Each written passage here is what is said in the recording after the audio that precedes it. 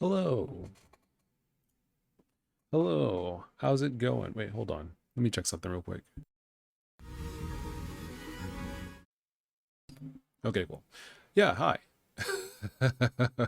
Hello, I'm Solar Loon. I'm an independent game developer. I'm the creator of this little adventure game, but also I'm the creator of MasterPlan, and that's what we're going to be working on today. So this is what we were working on last stream. It's this little adventure game that I'm making with my 3D renderer. Um, it's a overhead third person, or not third person, but a top down adventure game, kind of like Yume Nikki, kind of like uh some Mega Zeus games, kind of like I don't know, maybe One Shot. I don't know.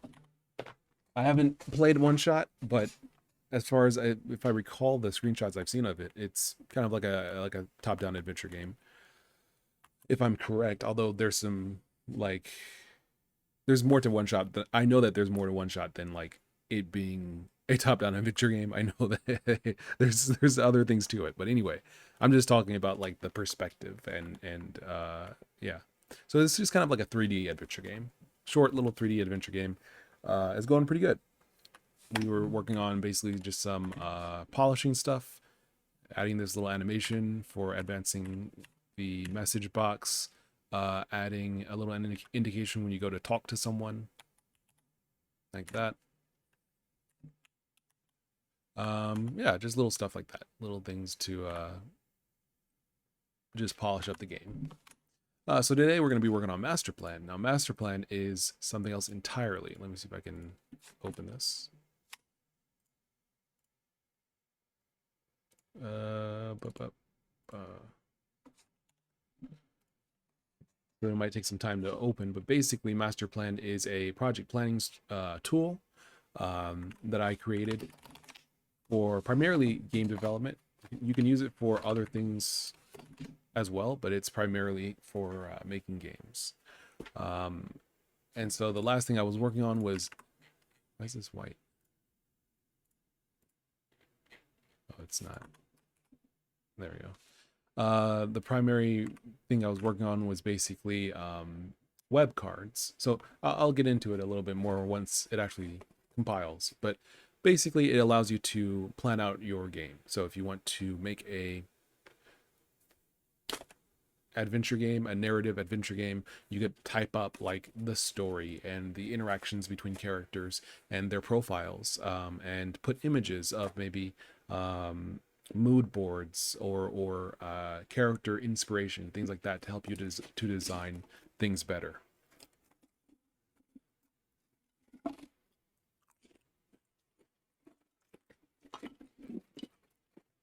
Yeah. But yeah, that's the idea. So it'll take a little bit to compile.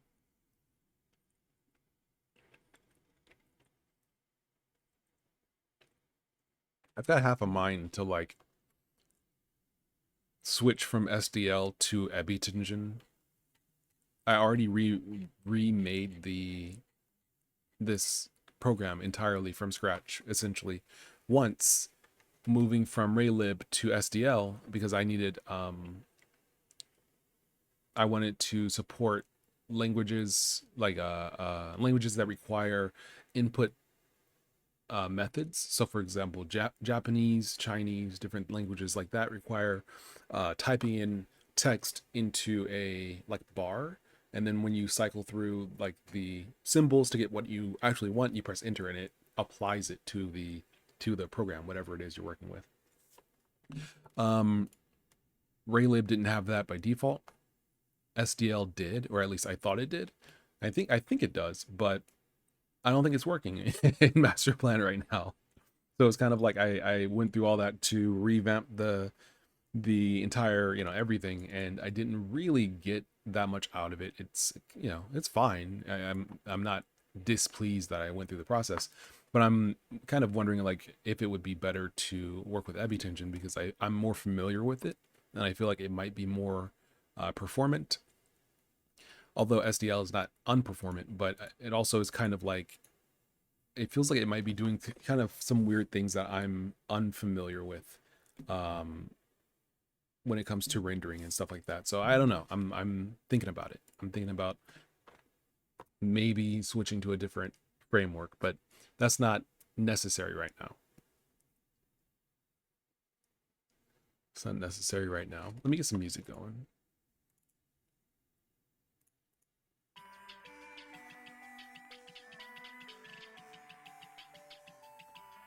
Cool.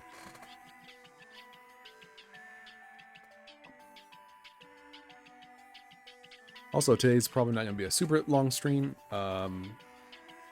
Might be, maybe an hour and some change, but that's fine to start.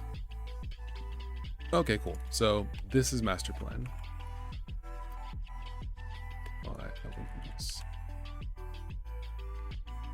So the idea basically is that you can create things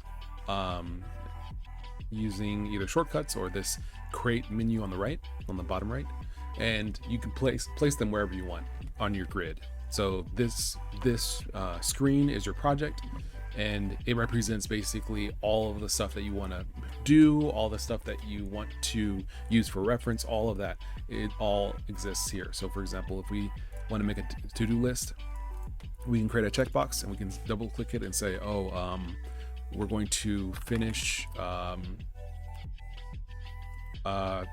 creating the game. And then we can press create a checkbox again. And if we slide it over by one, you can see it becomes a kind of like an inset. So this is the first task and it's comprised of this subtask. So we can say, for example, create hub level, and I can press shift 1 to create a checkbox as well. And I can say like do compose final boss music. And I can stretch it out like that. And then I can say destroy or finish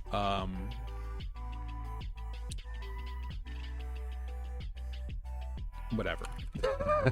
And so as I check these things off, they get completed, but also the parent task gets completed like that.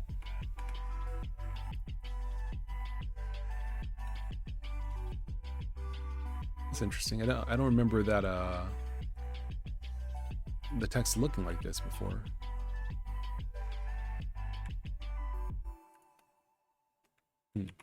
I might have to investigate that. But that's the idea.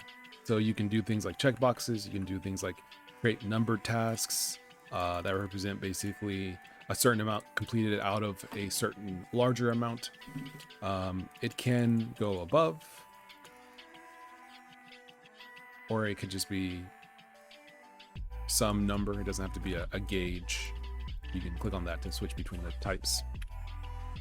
You also have notes where you can just type stuff long, stuff at will without needing to stop. It's there to make it easy.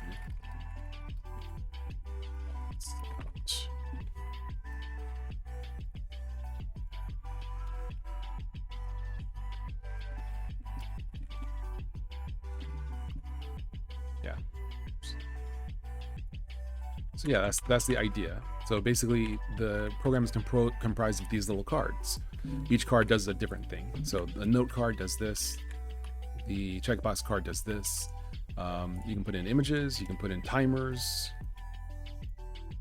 You can put in maps if you're doing something like game, like area development for something like a Metroidvania. And you can say like, oh, this is the Super Metroid-esque hub where you have like an elevator that goes down here, and this is like a different zone like this, and you can paint it different colors like this, and you can be like, boom, this is like Brinstar depths, and you can put a note there and be like, oh, this is Brinstar depth, and this is whatever. I don't remember the name of the areas from Super Metroid besides Brinstar depths. Olagon wastes. I don't know. So that's the idea, basically. And you have different palettes as well. If you don't like light, you have dark. palettes. You have, oh, I forgot it blends smoothly. I forgot about that. We have different palettes as well if you want something that matches your kind of vibe, and you can make your own palettes as well if you want to. What else? You have sub pages that represent like sub pages, so you can put stuff in here and go back and forth. So this basically is like a folder or a view into another sub page. So for example, you might put all of your characters in one sub page. So all of this like is your character references for your book, and then out here is like, you know, your greater project. You can link stuff. You can link either to cards like this, and you can press jump and jump to the card, or you can link to files on your hard drive. So you can basically run files, run executables, things like that. So you could, for example, make a link to, you know, a game or something or whatever, and then just press run and it will run the game like that. Actually, let's do that. I'll do that to MegaZeus. Home applications. Let's see. Do I not have MegaZeus?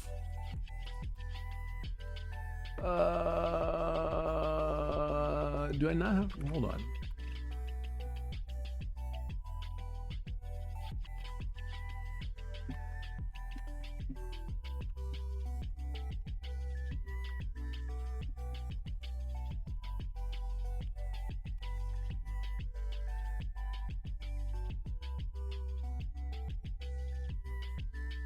Maybe I don't have it. I thought I did. Hold on. Maybe I do, and I just don't know where it is.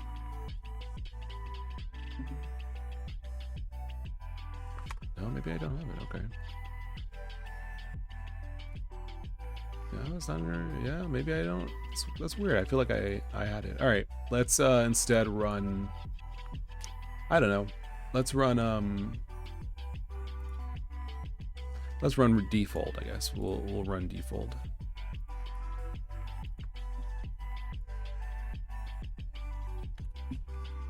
So you can just click on run, and it pops up.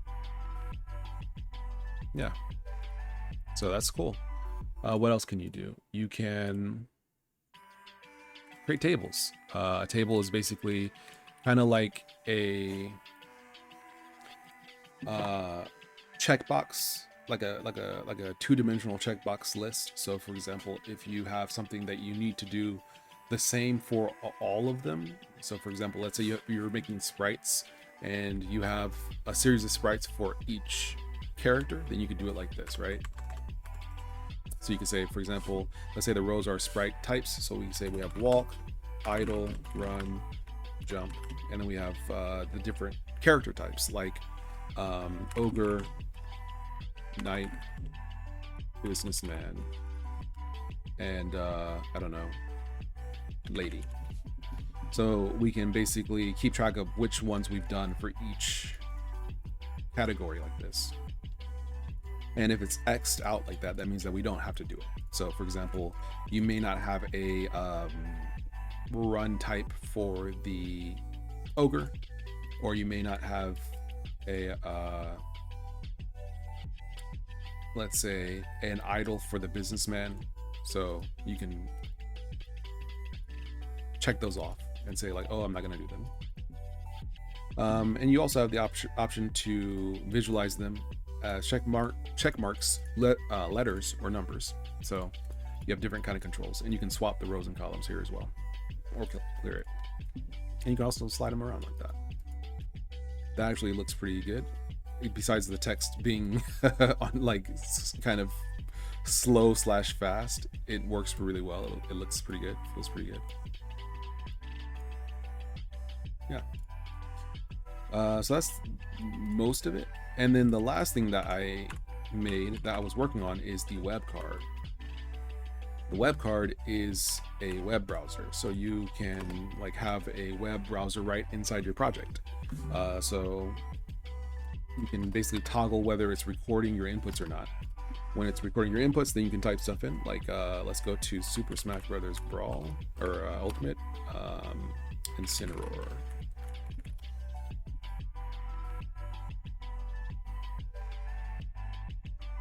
And so you can keep this kind of like open here.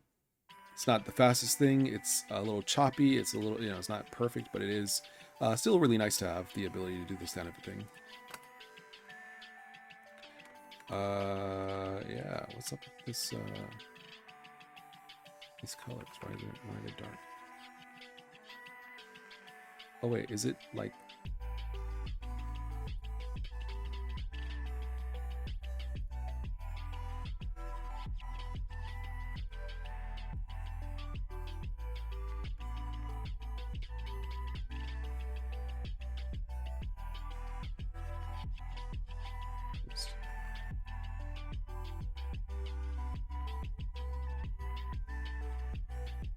So these look correct, but not these. I don't know why.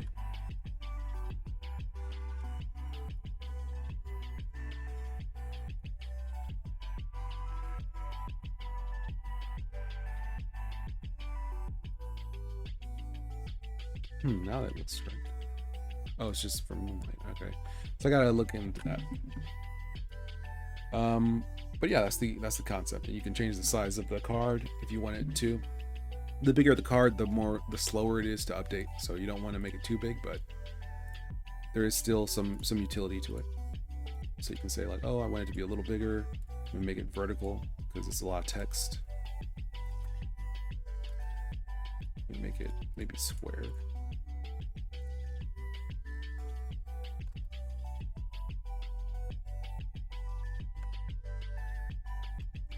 Oh, this is dark too.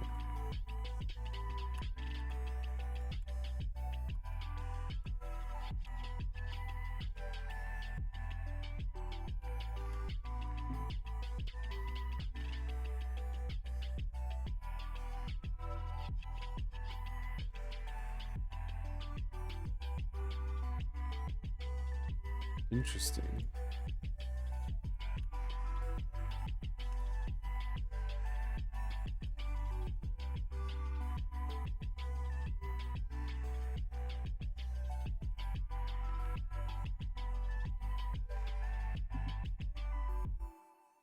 No, there's still something. There's something that's making this. Whatever. Yeah. So this is kind of cool.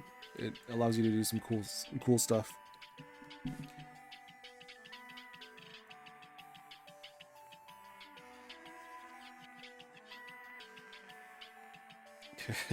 You still get ads even in this little browser.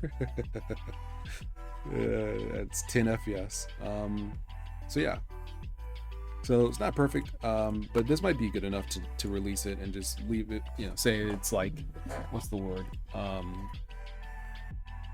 Kind of in pre-alpha, so to speak. Like this feature is kind of like experimental and let people kind of,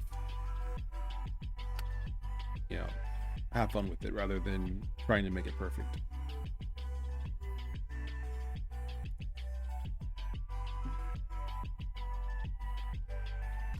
Oh, is that something I was working on?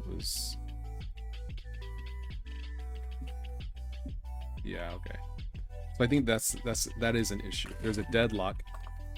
I believe there's a deadlock. If I create the web card, go somewhere, and then try to go back, I think there's an issue. Where basically it stalls, yeah. So that's an issue. So let me write this down. So going back somewhere. Issue. Dark.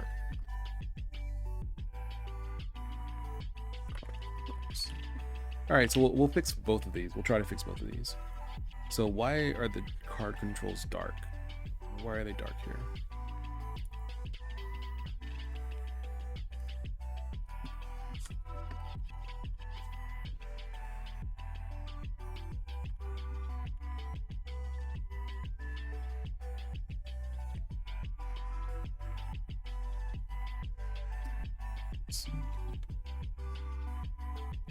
I remember fixing this. I remember fixing this before, but I don't remember what the issue was.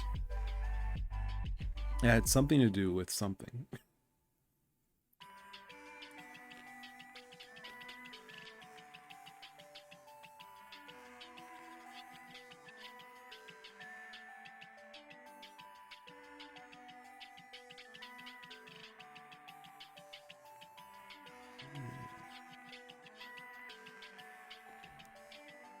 Let's see.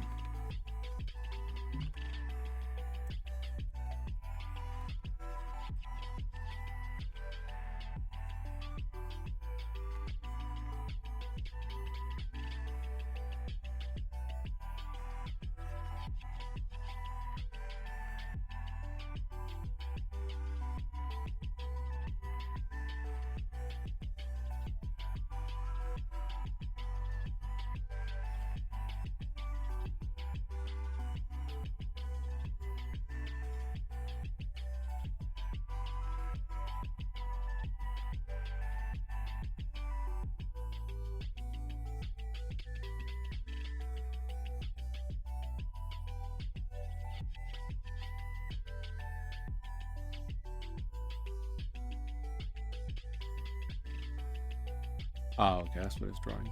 Let's see. F.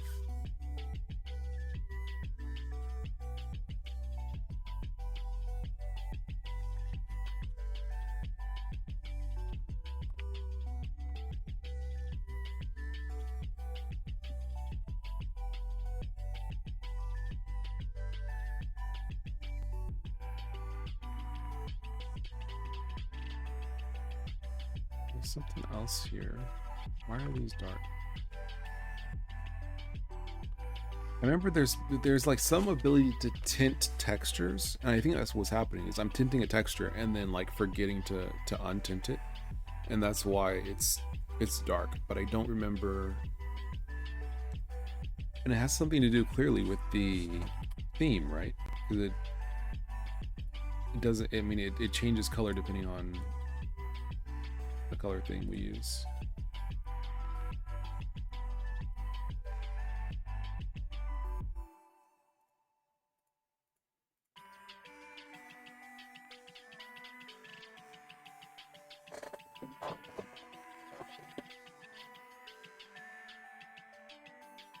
The Doc of Pepper says, game dev. Hello. Yes. Doing some development. So the color changing has to be something to do with, let's see.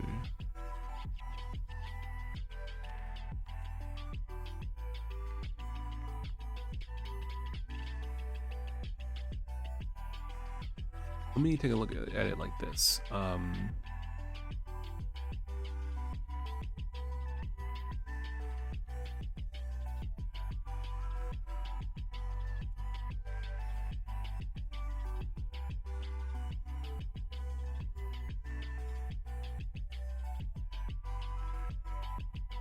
Is it the target color?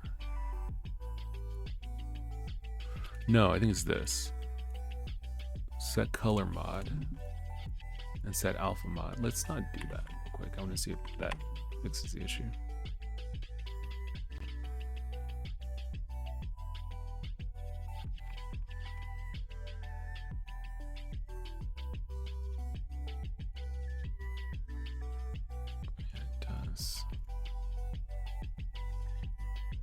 These colors change.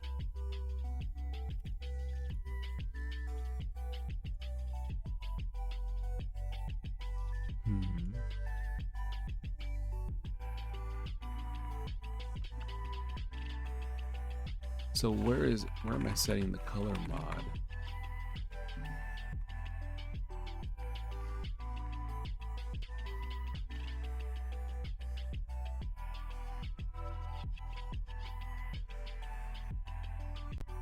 Hold on, what other things have?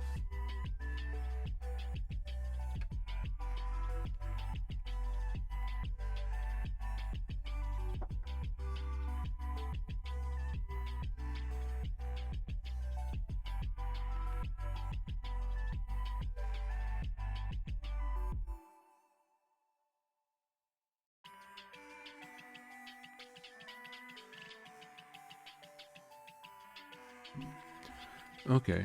All right. So this, how are these different? That's the real question. So let's take a look at the image card. Image contents. New icon button. XY icon source. Image. World space.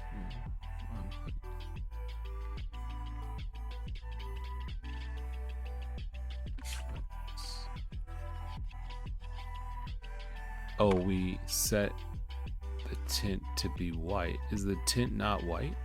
Why is the tint not white?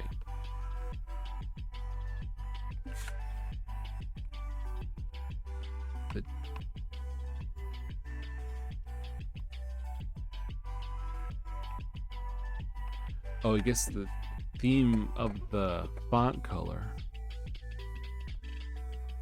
Why? Whoa, why? Why did I do it like this? There must be, I must be using icon buttons. Oh, I see. Okay, I see now. So basically, these are buttons, are buttons just like these are buttons. These are the same things. These change color according to the theme. Like that. And so these also change color according to the theme. We don't want that. We don't want these to change color according to the theme because they're supposed to always be there. Okay, that makes sense. Should probably make it so that the tint only...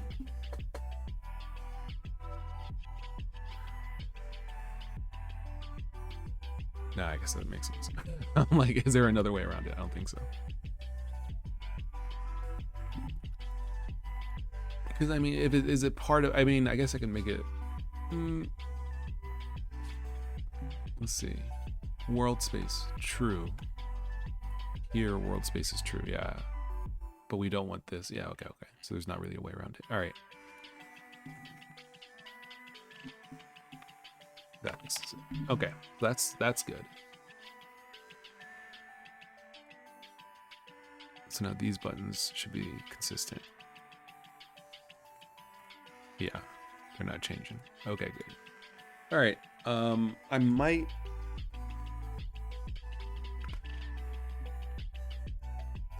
I might separate these concepts out, even though they do the exact same thing, into like quick buttons like these and buttons that are part of a card like this that are meant to be like in the card and like change color and stuff, as opposed to these that basically have a fixed appearance no matter the theme. I won't do that now, but I feel like if I ever do implement custom cards, I probably will want to do that just for simplicity so that people don't have to like manually do this. This feels like a hack.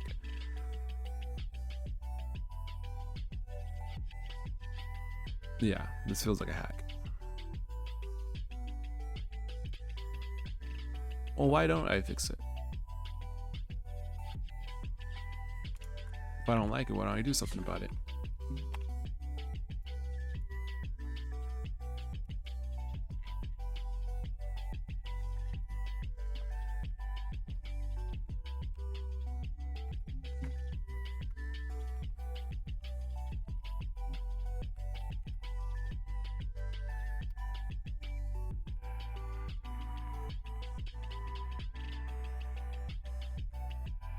Okay, so I can just do something like this.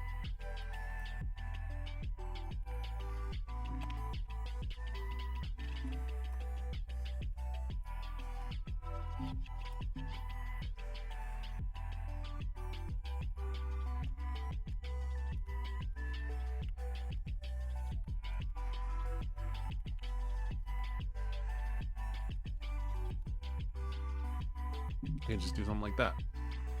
Jack. And then I can just look for a situation like this.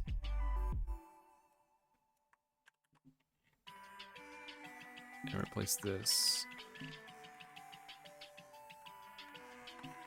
Tints.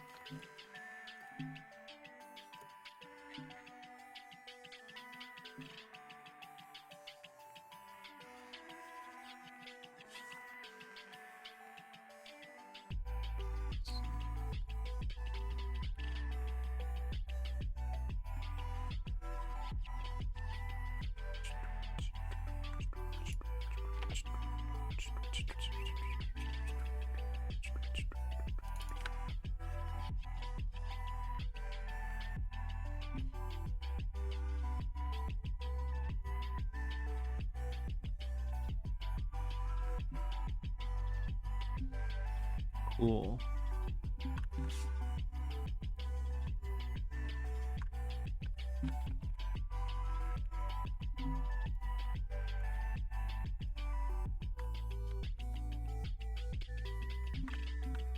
All right, so I could probably just do it like that.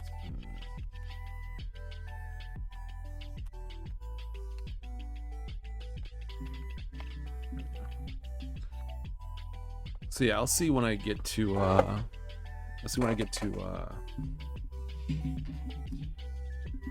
custom card creation how this is gonna work, because this is so like haphazard and not at all. It's just it's crazy, dude. Like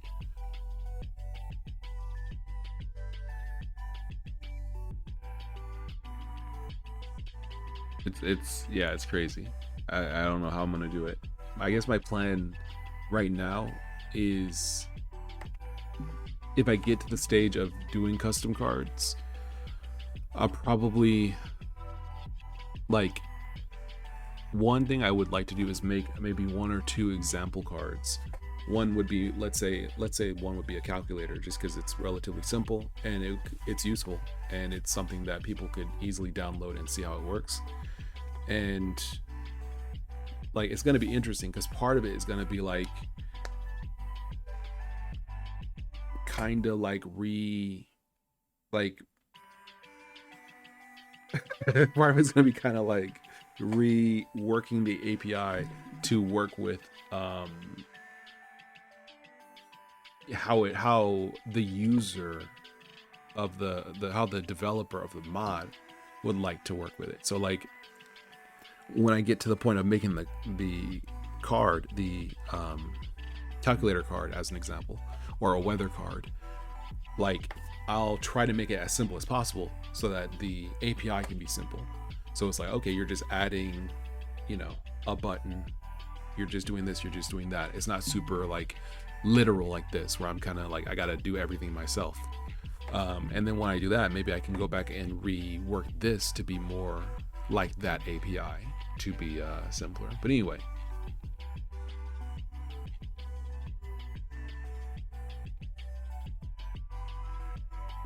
wild.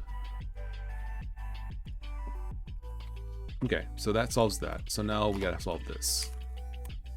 You do that, you press back, it freezes. So why does it freeze? Why is it a deadlock?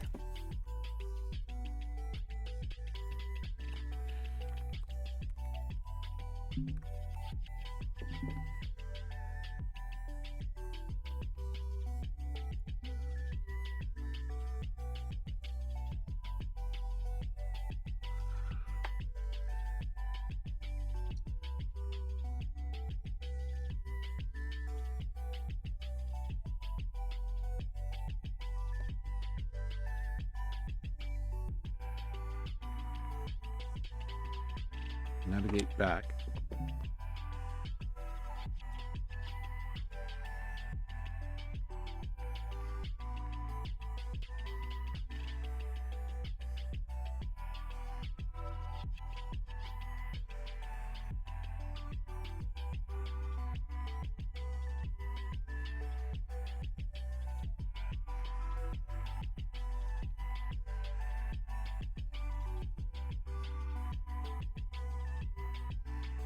Like, is this not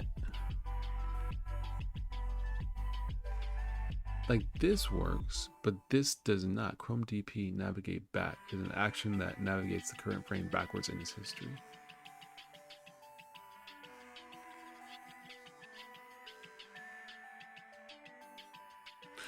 Hold up, let me.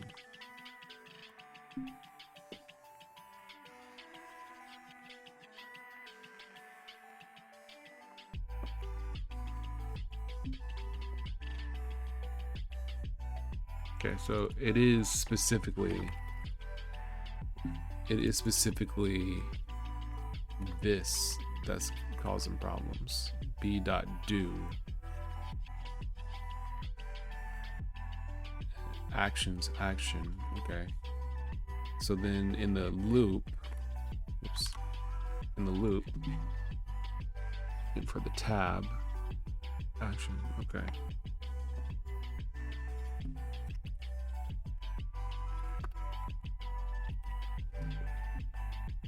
Oh wait, let's actually see. Let's see.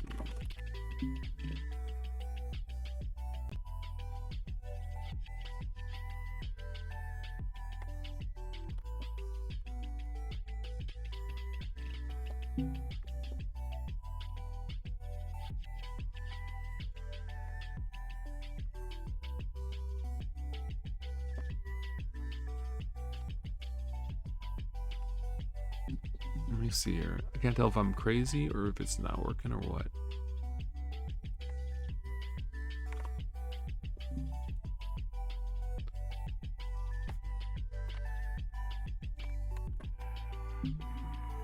Alright, so I press back.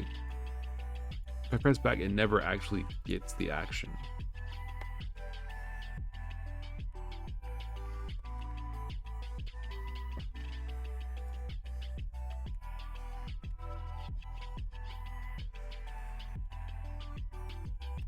Is it not getting the action? Like, is that what's going on? I can't tell.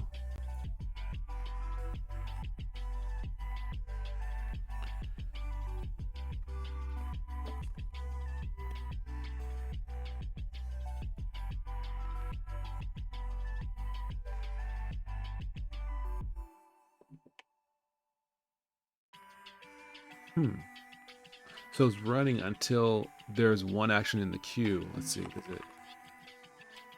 Which is retrieving the action. Like, is the issue that it's not retrieving the action, or is it like breaking down at some other point?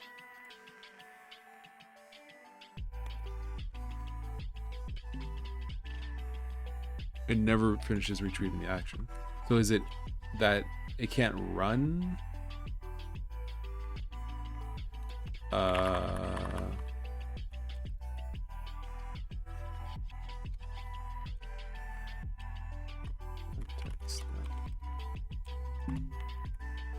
Deadline.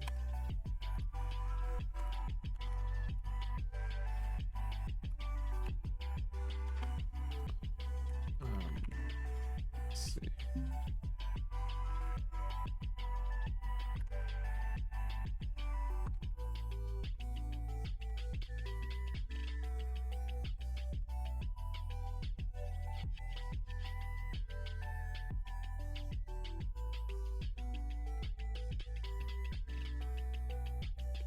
Okay, let's see if this makes a difference. So if it can't do it, it just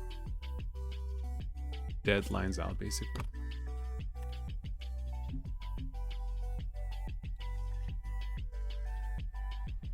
It deadlined out.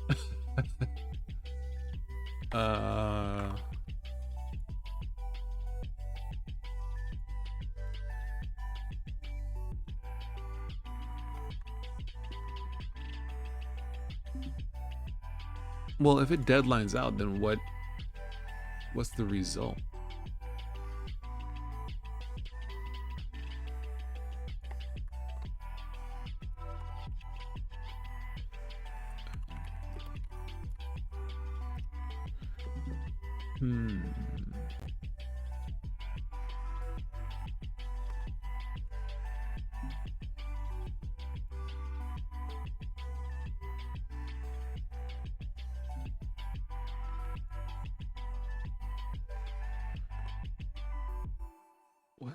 What?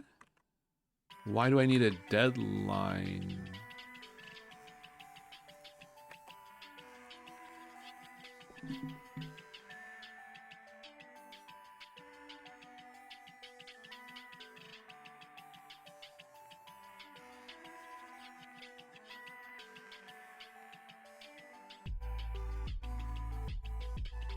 Why do I need a deadline? Let's see.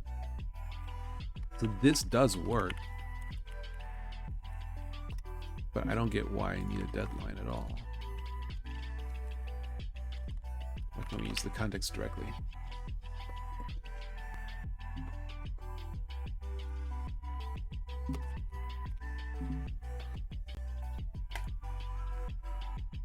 Why is it working now?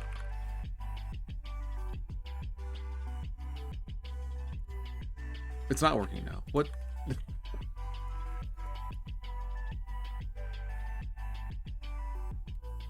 Is the action...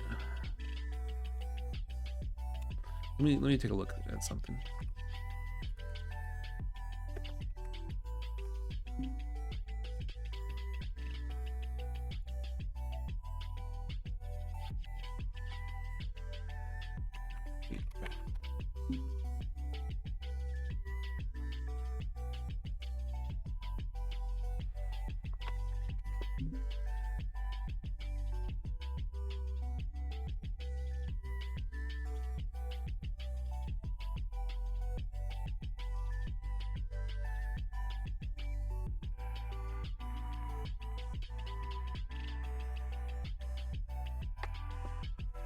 Okay, according to this, which it seems like it might be my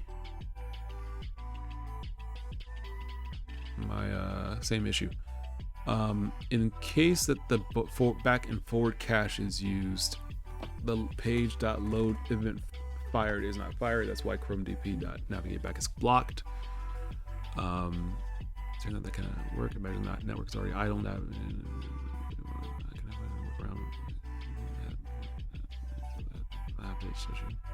You can reproduce it this way. Unfortunately, I can't use it as headless mode. With the help of JavaScript.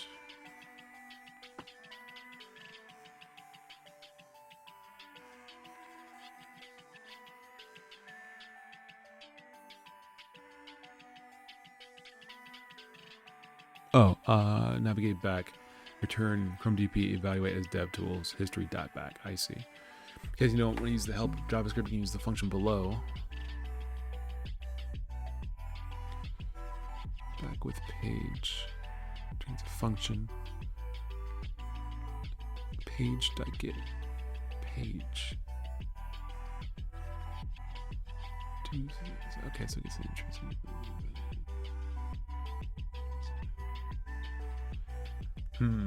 Okay. So it seems like there's multiple ways to do this. One is to just deadline out and just assume that it's going. I guess deadlining works because it's essentially assuming that it's going to be done, which we can't obviously know that. The other is to use one of these to either go back in JavaScript, which is fine with me. I don't mind. Or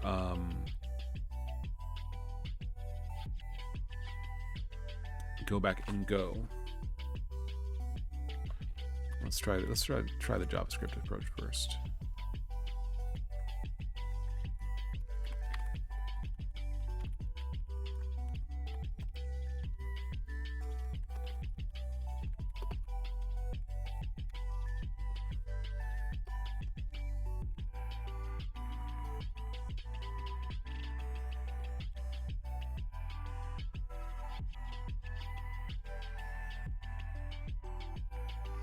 Well, what we'll try is, because we don't really care what the navigation entries, we're not iterating for the navigation entries manually. Maybe we should. I ain't doing that. Not right now. Let's see. b.do from b.e. An action that evaluates a JavaScript expression as Chrome DevTools would, evaluating the expression in the console context within the command line API available to the script. Okay, so let's do it.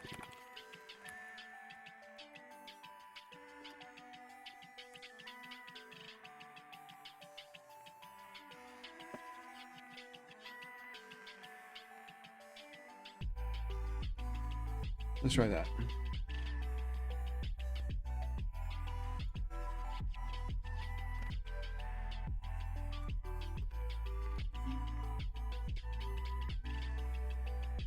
Okay, it does work.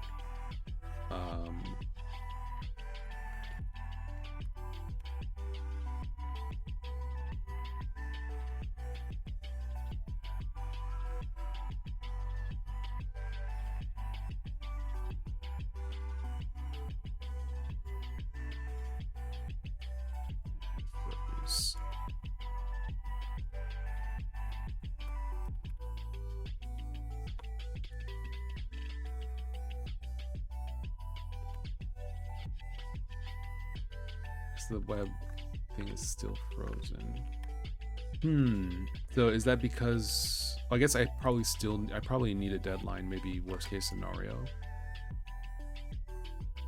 so that if something takes too long, well, yeah, because if it's taking too long, then we can just break out and say like it took too long, I guess. Let me take a look at that again, see if, was it because I was pressing back? No, okay.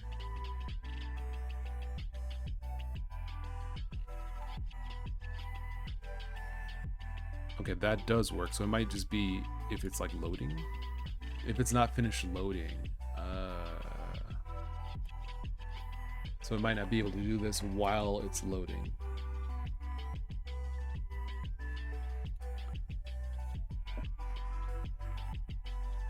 Okay. Let's see if we can do this with the deadline.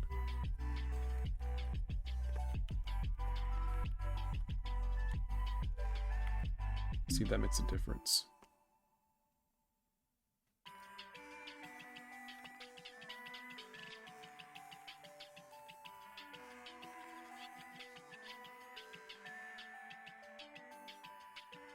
Because that does work.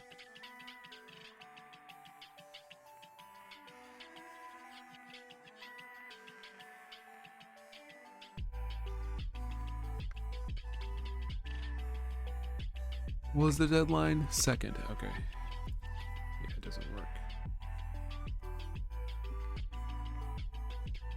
It's frozen.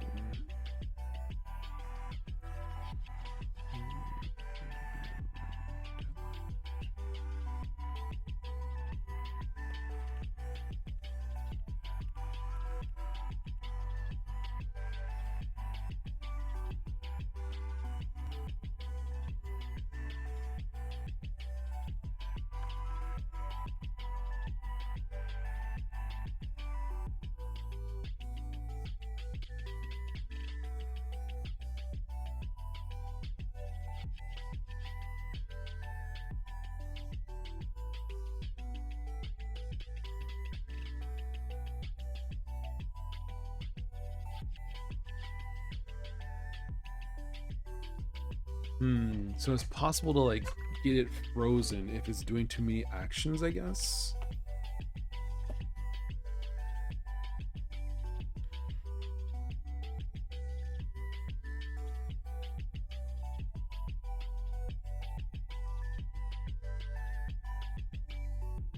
Oh, maybe, okay. Maybe we can do this, but maybe we just have to do this. Where we have to basically like let it finish its action.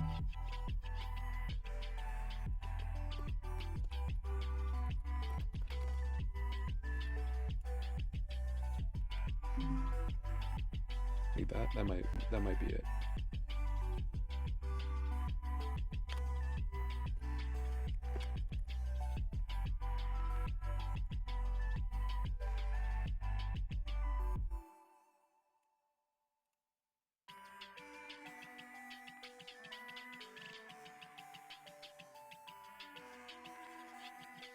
Context canceled. Why is the context canceled? Capture screenshot fail.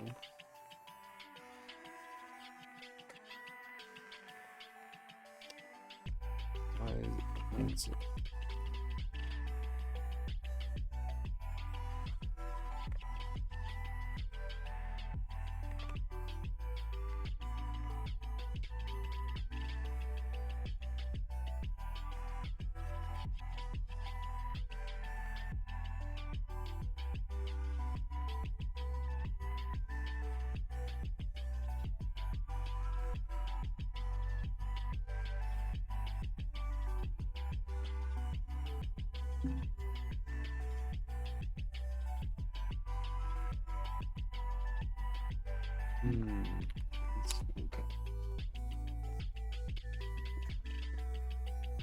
Why can't we? Let's see.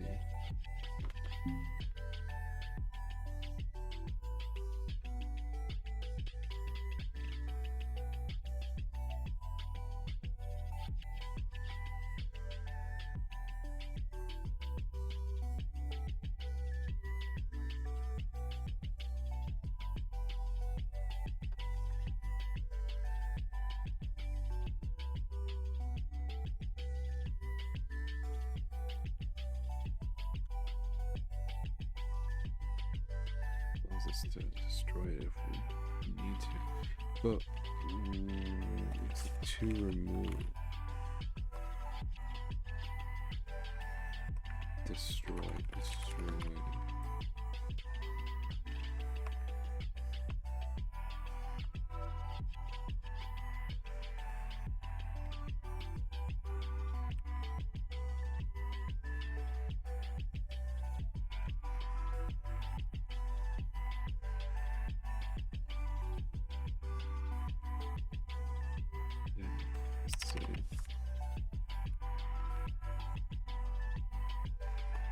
Tab cancel. Do we ever call it? No. Do we ever use this? Only when we're destroying it. So how it does the? How is it canceled?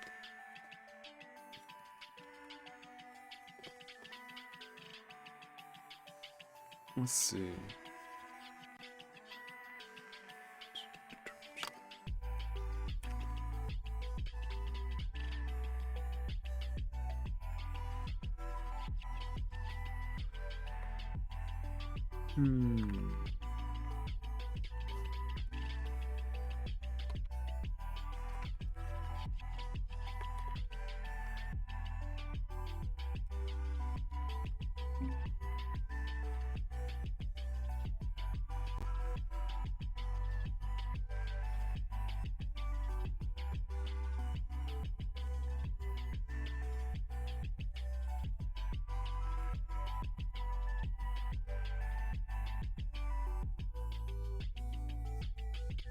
So if it's loading,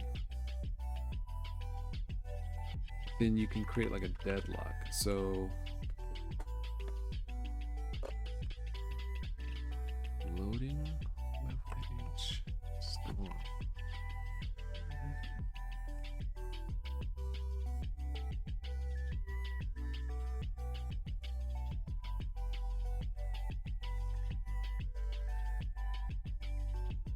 Only place we do that. We store it here. So we can navigate. That's fine. Tab. Cancel bunk. Close tab. Tab cancel.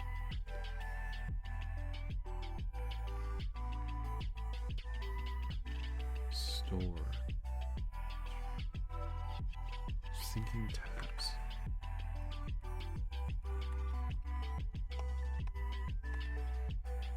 Create a tab.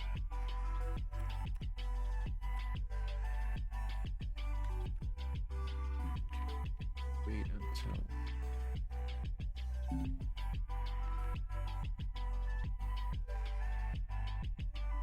I guess we just do like this.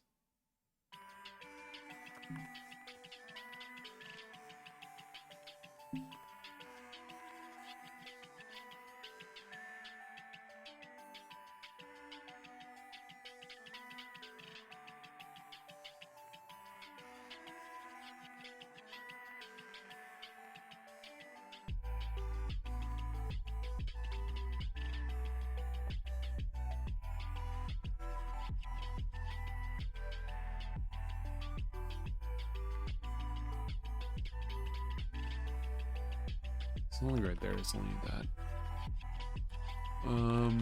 Let's see.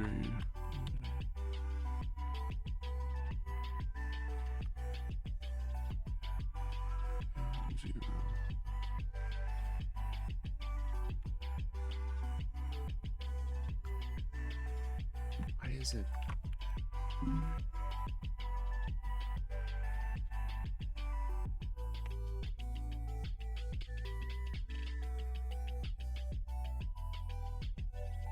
Oh, that does work. But now it doesn't. Why did it break? What happened? There's a deadlock of some description somewhere. I can't quite. I didn't even.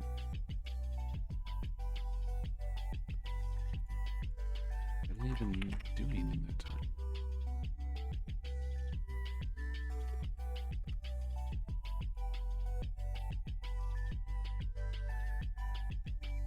I need a deadline.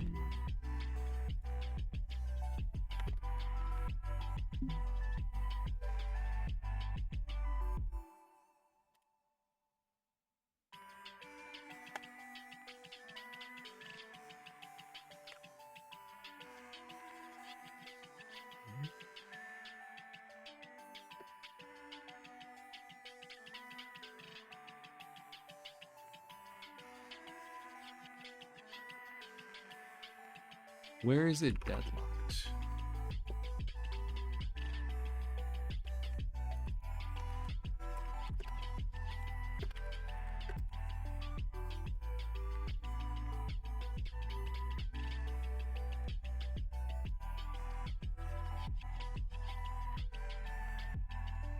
Well, maybe I need a deadlock for all this stuff, now that I think about it. Because maybe it's not able to do it sometimes or something.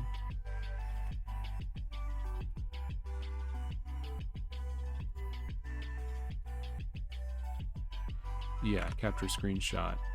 Maybe...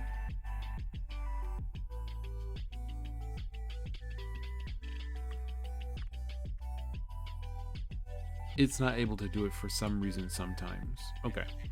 So here's what we're going to do.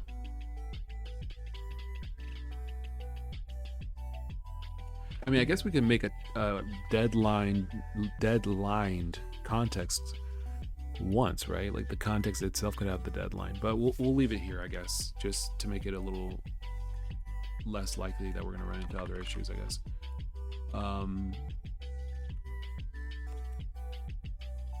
Oh, each tab has some context, so we can do it like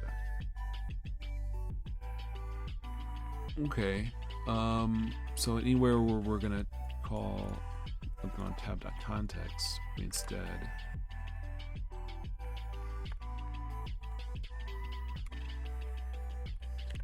okay.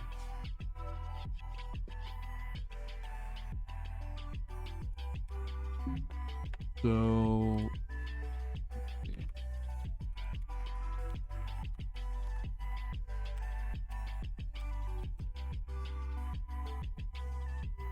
so here.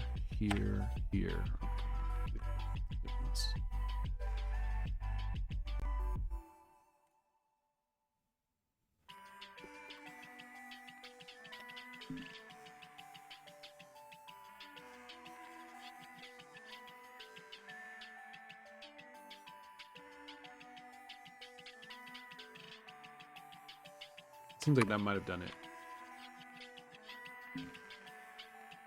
Maybe it can't always like guarantee. Like maybe it's possible that it crashes. That you know, something crashes.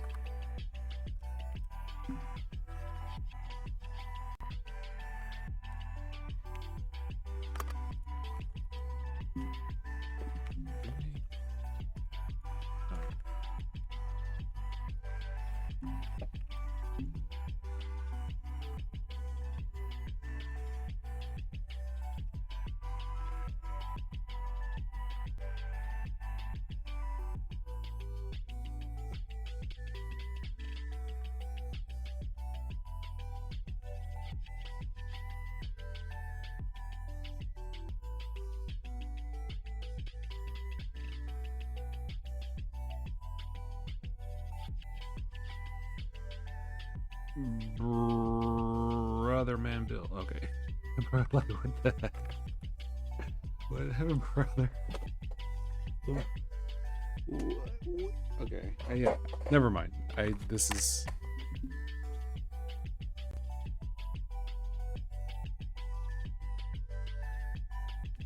Okay. Let's see.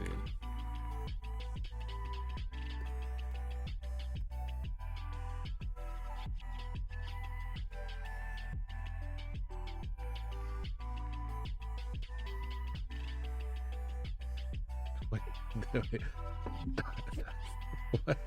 This is what this is from.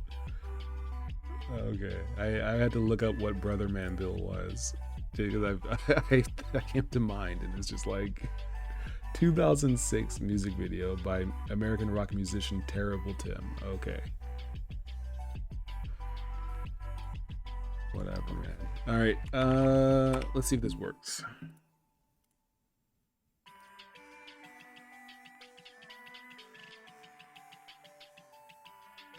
All right, I mean, it does kind of work. I mean, it works. It's just, it's not like perfect, but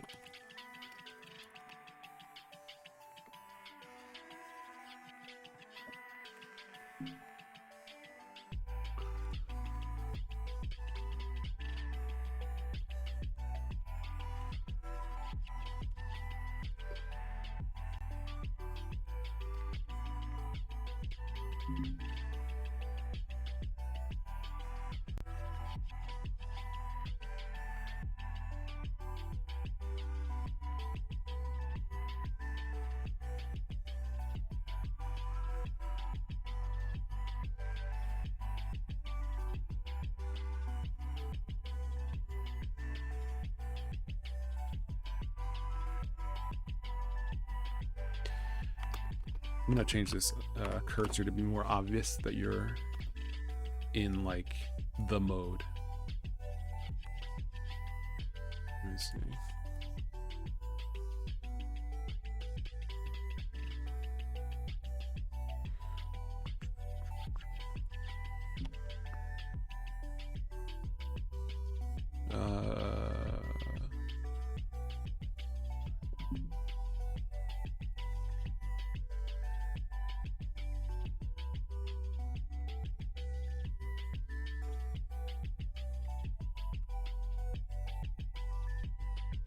I mean, I guess it's fine the way it is. I just want it to be a little bit more obvious. Maybe I'll change it to be red instead.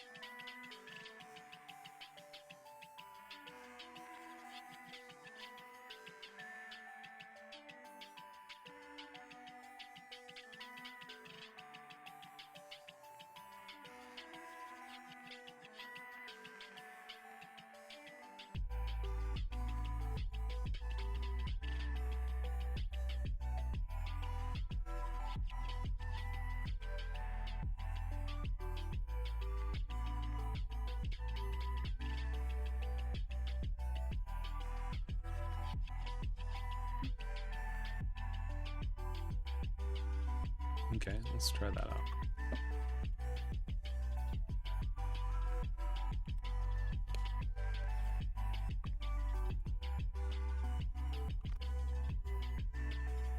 There we go. That's a little bit more obvious that you're in recording mode.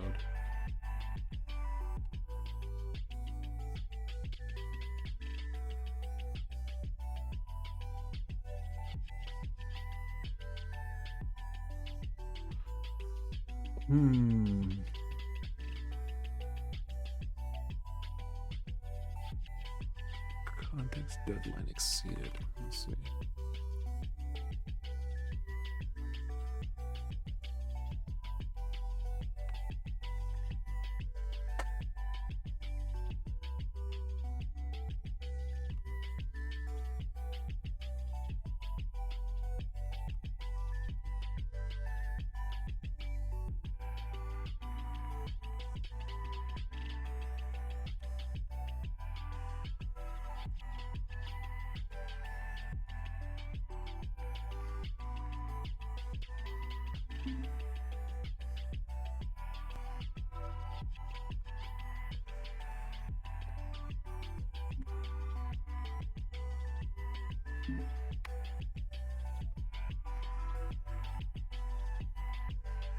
Okay, that's why.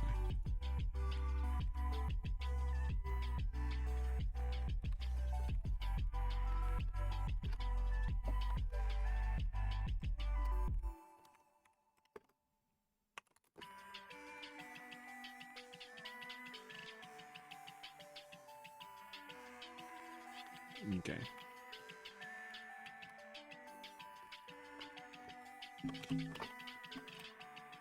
This is janky. don't. A brother? Okay.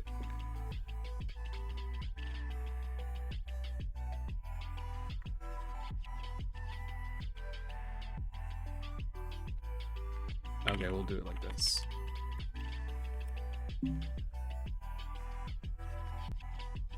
I guess this is fundamentally a deadlock. I mean, a race condition. Can we...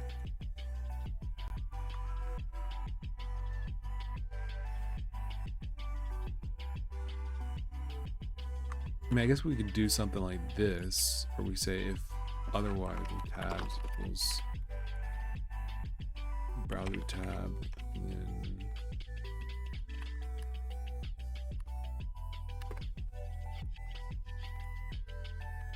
we do something like that. So that while we're doing this, efforts to sync the tab aren't problematic. Yeah, because I mean, because the alternative is like maybe we use a mutex, but I mean an atomic boolean is kind of like already a mutex, and we don't mind the browser card messing with tabs while the Go routine is messing with tabs.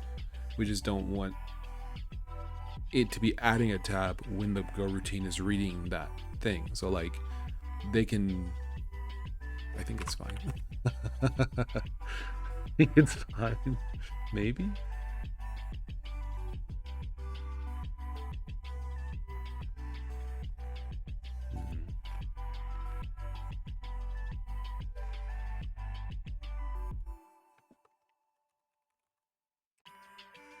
Oh, we don't want to break here.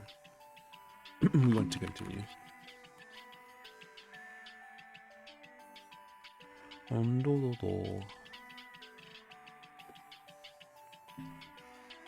Okay, back, forward, back, forward.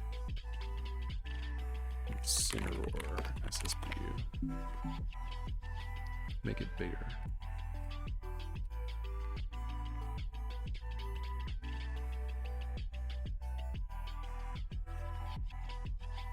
Make it square. Make it vertical.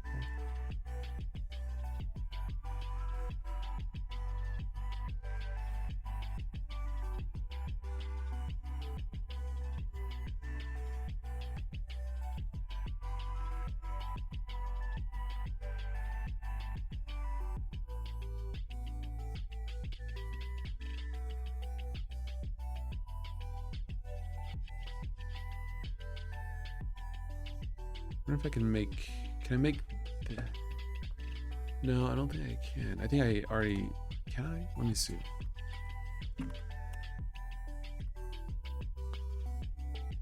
Scale quality?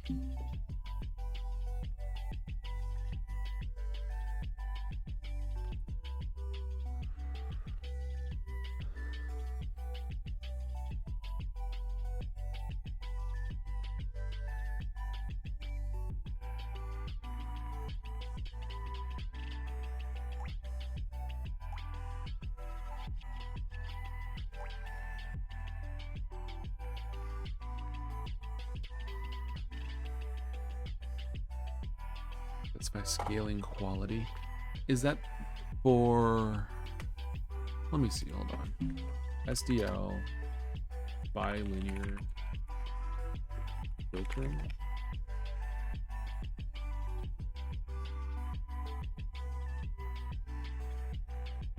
Nearest linear or best?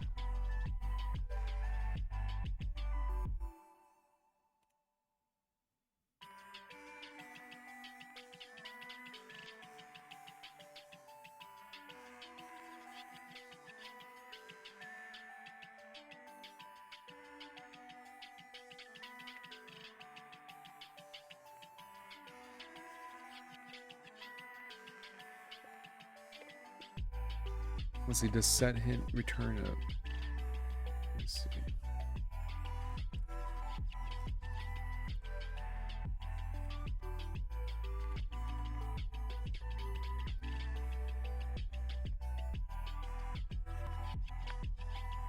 Set hint true. Okay, 2.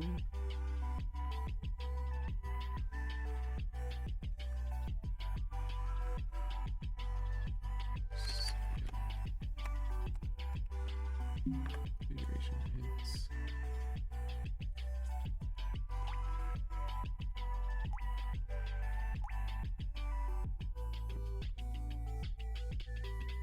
So you can see what I'm doing.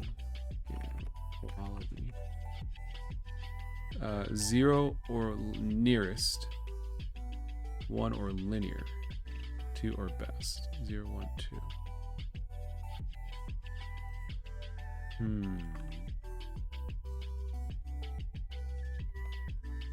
Let me try this. I'm setting it to something that I know should not be accepted. Set hint is still true.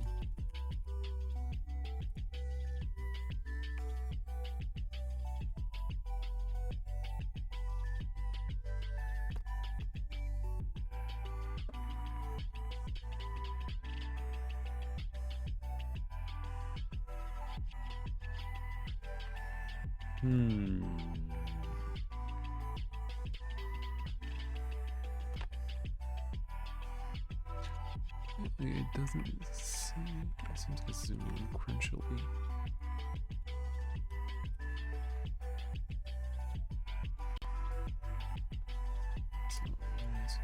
Well, I guess it's always going to set the hint, even if it's not valid.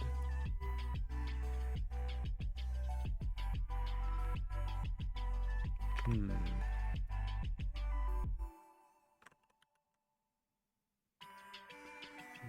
index flags, render accelerate, render software.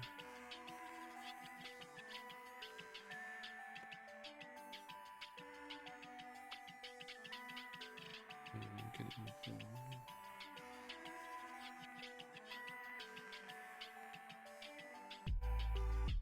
the set icon, set order.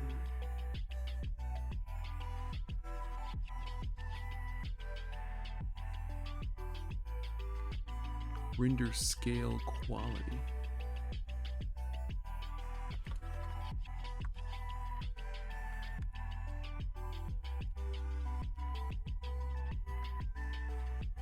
Oh. Wait, what was...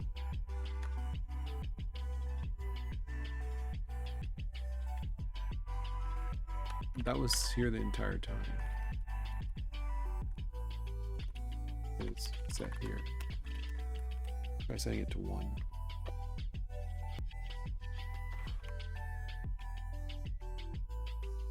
Oh yeah, you can see it's much blurrier.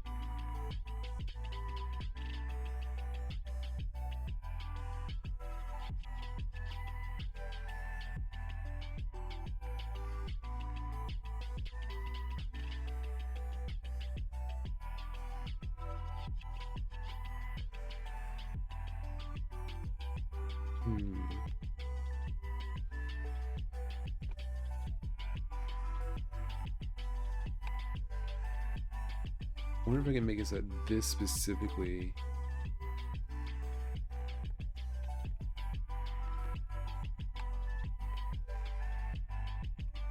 Maybe I should just leave it like this, because I mean the upside of it being blurry a little bit is that when you zoom in, it isn't so crunchy.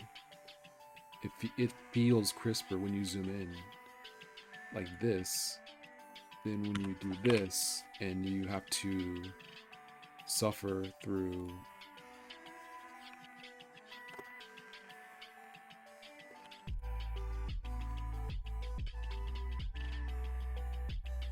well, maybe it's not that big of a deal either way.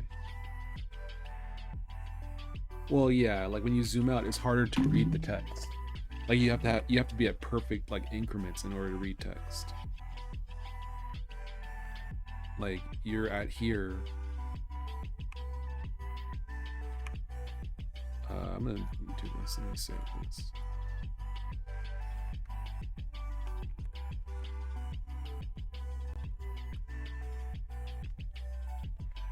Okay, so yeah, if we zoom, if we have like 100% and then zoom out actually that's 100%.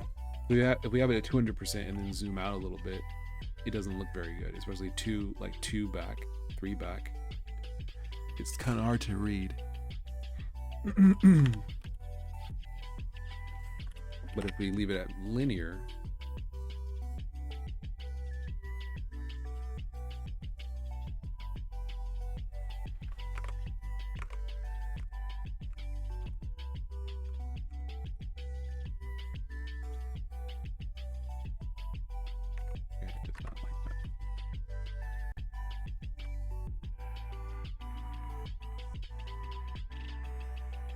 yeah, it does not like loading a web card. Okay, well that's to be fixed. Huh. Okay.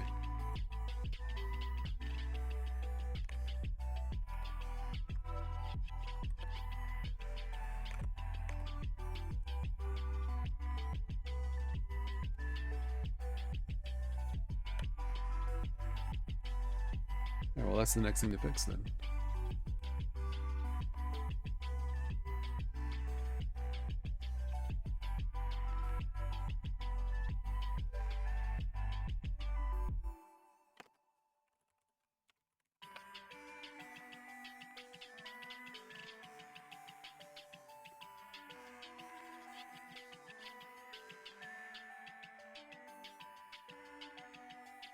Like at this distance, when you zoom out a little bit, it's still legible. Like all the text is still readable.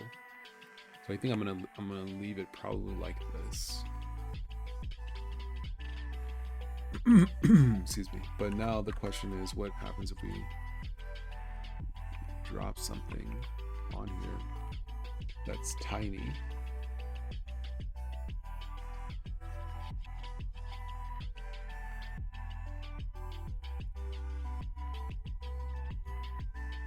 Stretched. I mean, it's blurry. Because it was not made to be rendered at this size. So I mean, maybe the web card specifically. Yeah, that's probably the best way around it. Let's try that. The only thing that comes to mind. Let's go to main.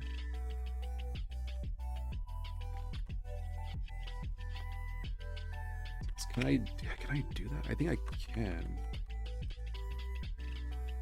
Maybe I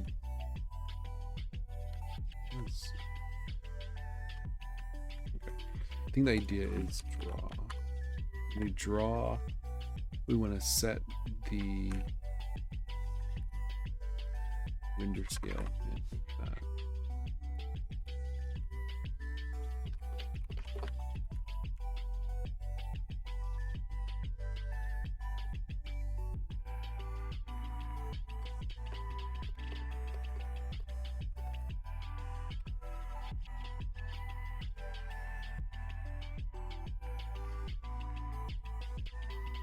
Nah, it's still crunchy.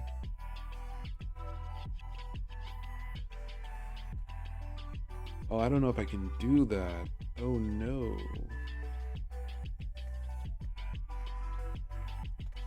No, I have to be able to do that. Hold on.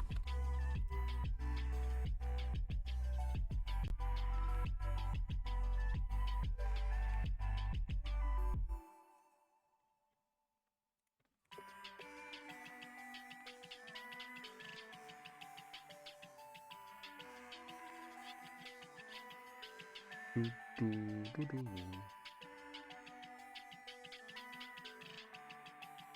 so it's successful setting the render scale quality, but it's definitely not. It's definitely crunchy.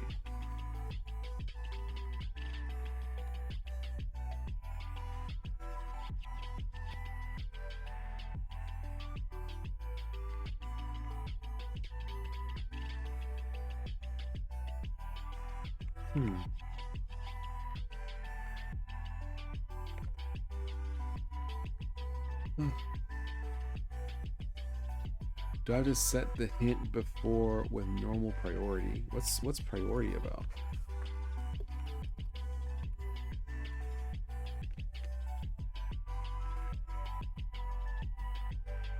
Right, the priority controls the behavior that when setting a hint that already has a value. Hints will replace existing hints or of their priority and lower.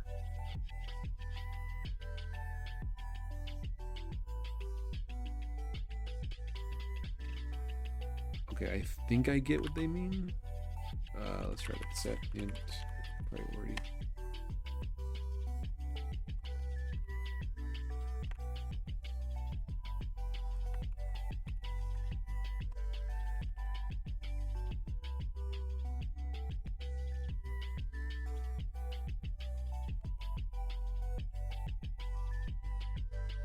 Okay, this is blurry now. This is sharp. What?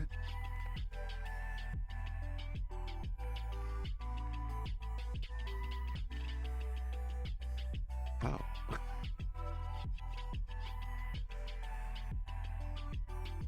Okay, so it's why successful setting it. Let's see. See, this is what I'm talking about a little bit. It's like every Tenjin would just be like, yeah, just set the filter of the texture. Like, just change how it's filtered. Like, that's you just set it. You just do it. But here it's like you have to like set a hint for the render scale, and you gotta set it to override. You gotta set the priority. If you don't set the priority, it'll say it does it even if it doesn't do it. You know, that's just the way it works. It's like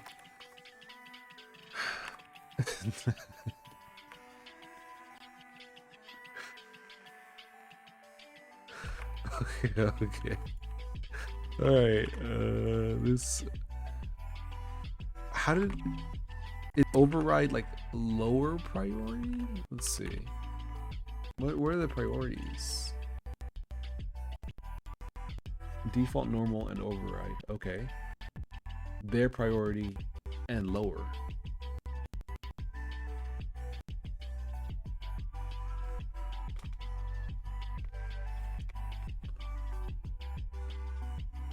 Okay, I'm not sure if I get it.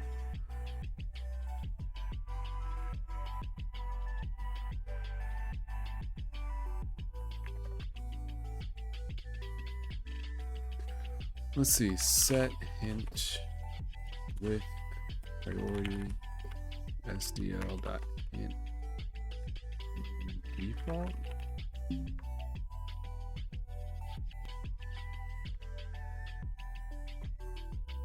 Okay, so sharp.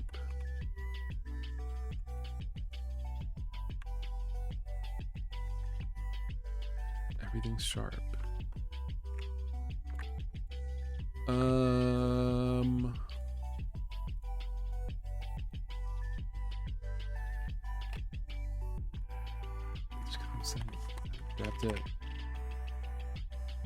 How do I set the priority for an individual thing?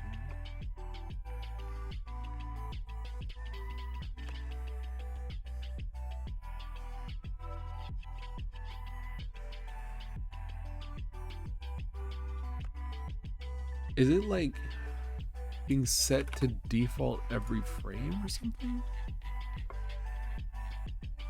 This is at the beginning. Well, hold on. Am I using this somewhere? I am. Okay.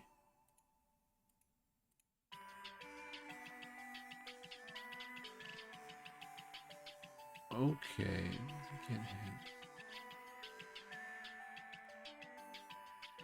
I see. So, no, that I don't see.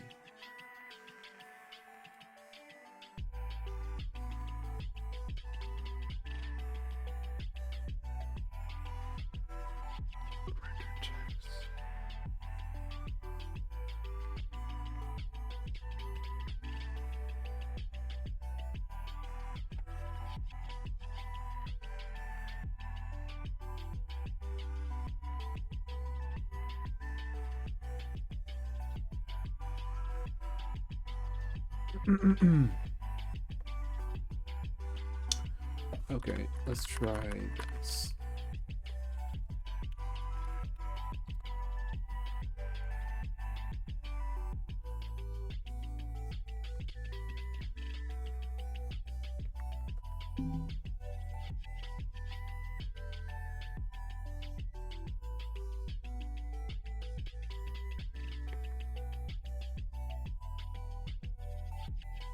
Copy X, F.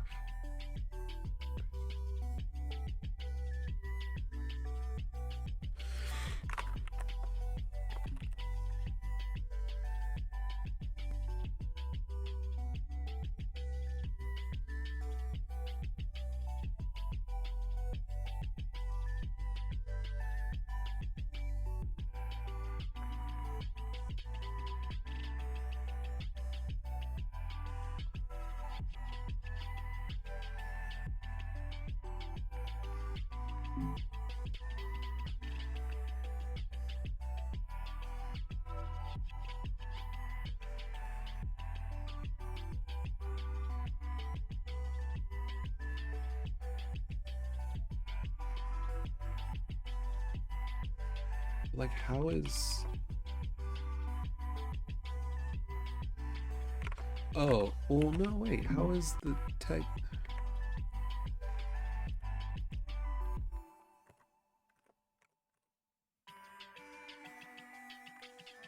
Hold on.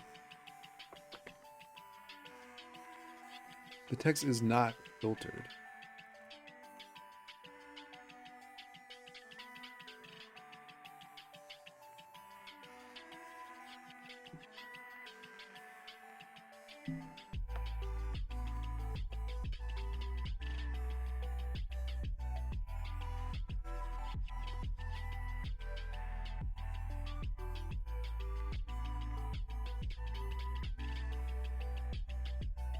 Here we set the text when rendering text.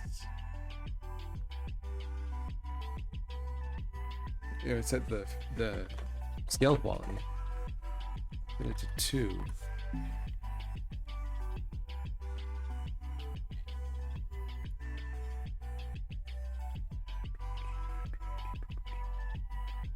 I mean, I guess we could set it there.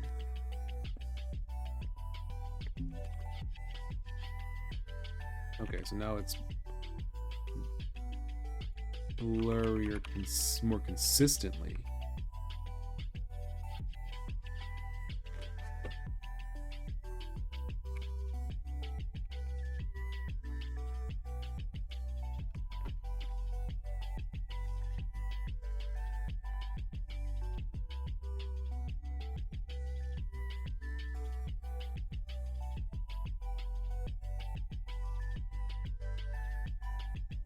Okay, that's correct.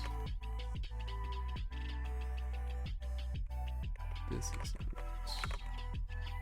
Oh, it must be, I see. That's what it is. It's when it's created. It's when it's created, not when it draws.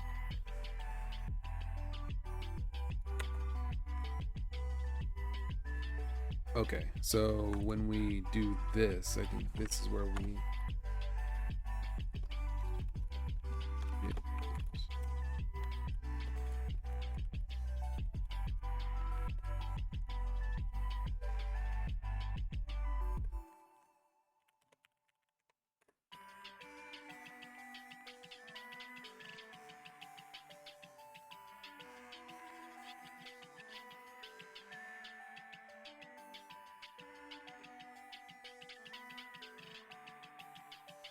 All right, I think that might be better.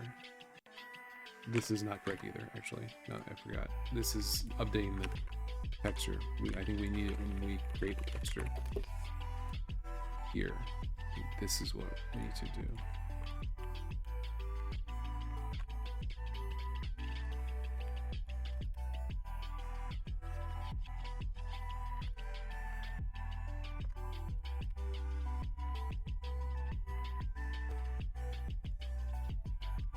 Okay.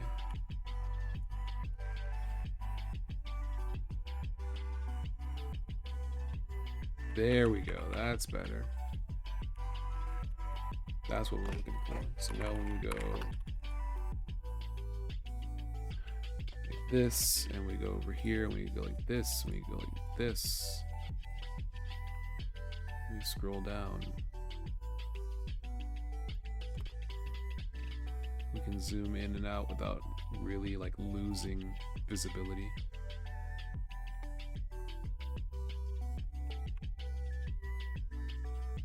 It's kind of always readable. Cool. Very good. Very good. Okay, that's better. Something I would like to do is to be able to click and drag text, because then you can do stuff like click and drag text, copy it, go over here, paste it into your plan. That would be cool. But I can't, for whatever reason, get click and drag to work. Control A works.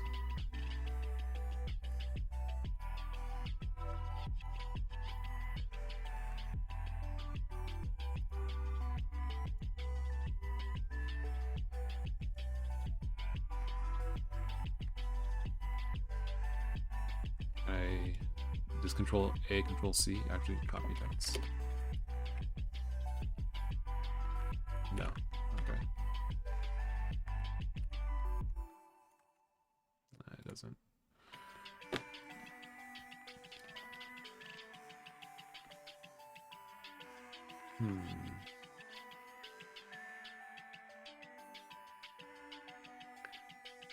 That's something I would like to do. How would I do it? I mean, there's multiple layers to this then. I can't Control C highlighted text. Let me see. Let me take a look at Chrome DP.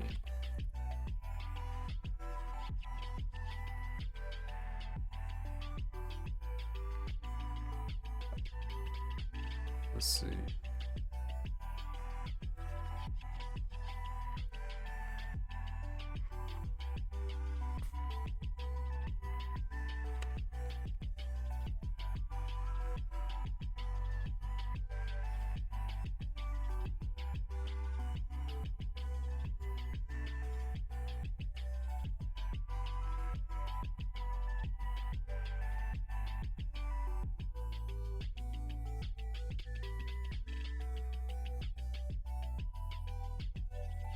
Oh, Syn keys cannot support key combinations. Copy to clipboard button.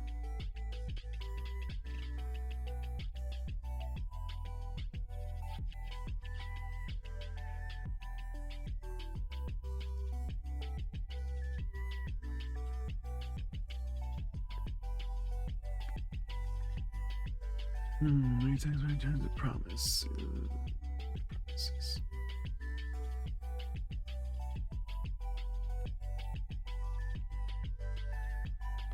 Okay.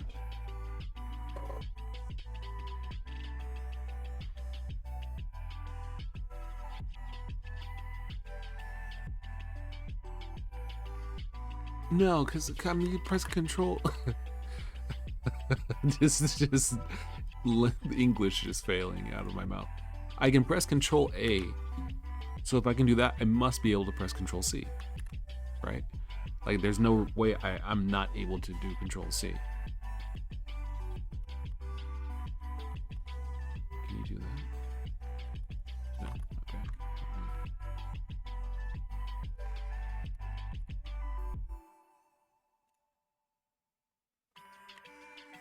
Control A, Control C.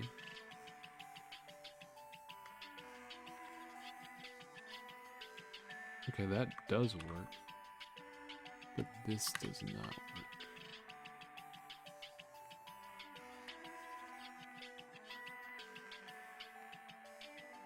Hmm.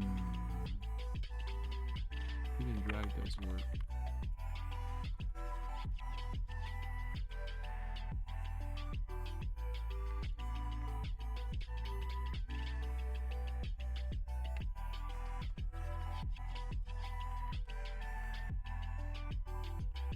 Shift.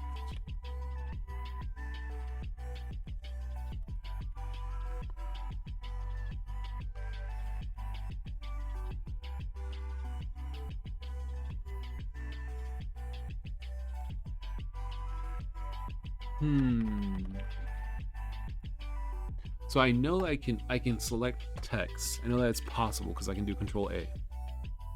Shift and the arrow keys is not working. Let's see, syn keys. No. E.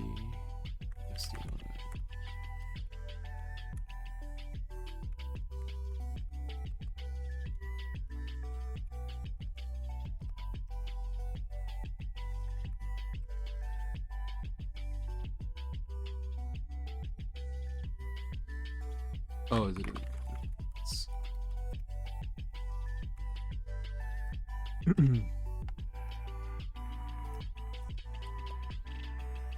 Let's see, key event, Chrome DP key modifiers, slice. Shift plus a letter key is just a capitalized letter, so we can ignore it. That is incorrect.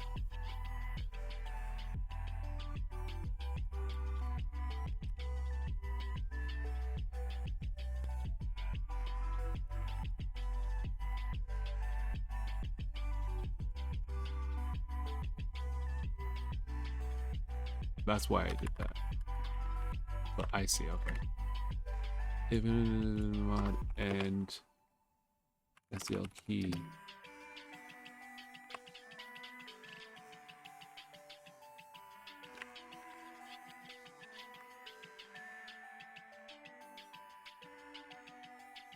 Okay, so these are letters. This is not ideal, but I can't think of another way to do this. I mean, I guess I can, because, okay.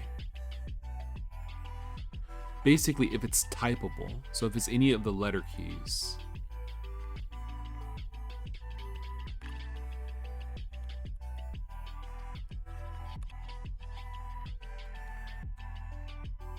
Well, no, wait, hold on. Letter keys. Special keys. Special keys. Yeah, why, wait. Why does this not work? Because we can type. Hold on. I'm having a stroke. Okay, that does work. Yeah, okay. So, and this does not work. I can't copy that. If I can't copy it, that means Control C is not working.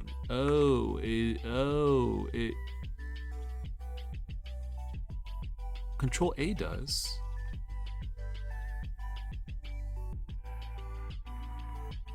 Control A works, but not Control C.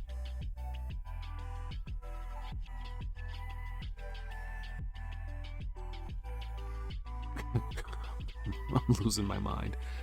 I'm losing my mind a little bit. Let's see.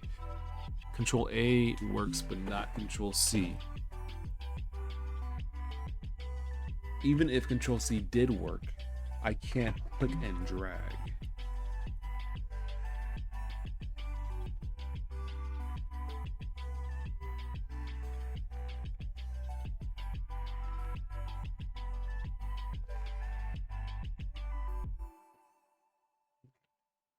I'm hearing stuff.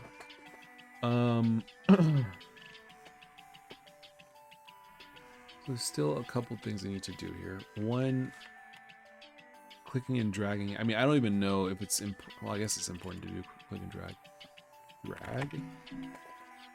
Drag and drop. Upload a file. Hold down the mouse and drag. Press the left button, release it in another location, thus doing the drag and drop.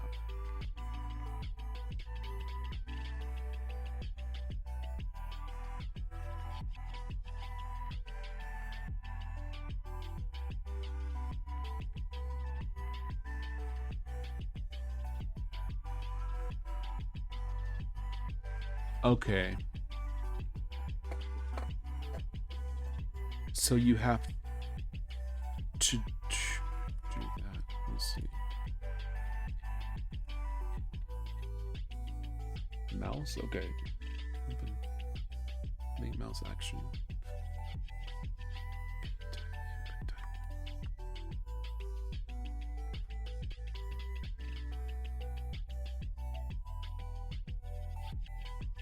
Input that mouse pressed. Mouse moved if button held. BXBY. What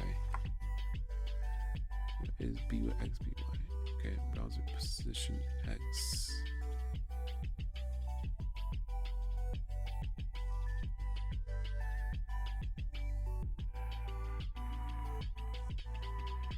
Okay, mouse, right. Okay.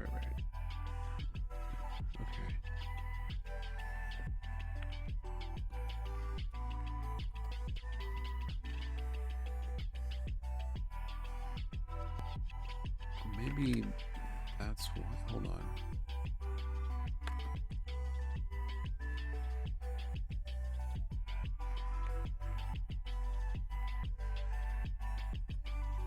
Maybe we shouldn't consume the button.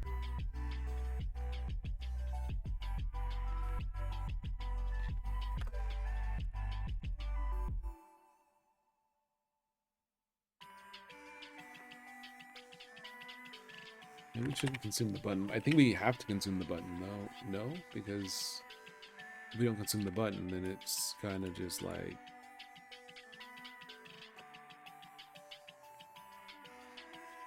okay, so that does work. But we have to consume the button, so you can't click through the card, no? Don't we have to consume the button? Do we have to consume the button?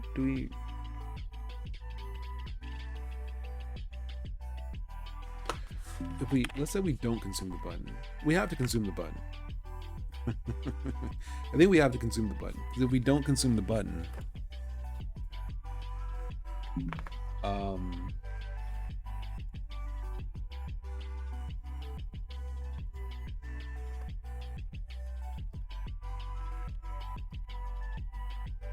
then like here's an example. If we don't consume the mouse wheel, then you'll be zooming in, yeah, while you're scrolling. So we have to consume the mouse wheel like that. So let's test it out like this. Let's say you create a checkbox and then you create a web card.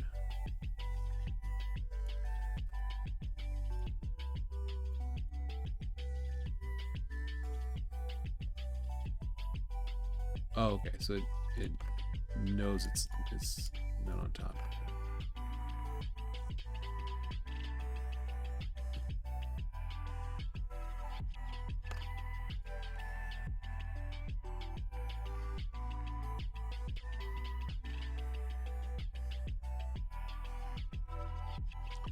Okay, this does kind of work.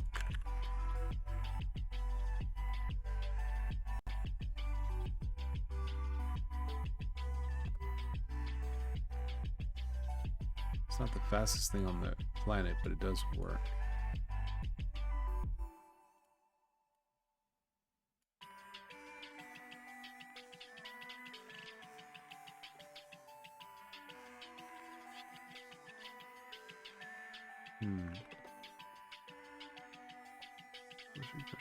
Like typing feels so much more responsive, but I'm not sure why. Force refresh store true. We're doing the event and then we're forcing the refresh. Doing the event and forcing the refresh.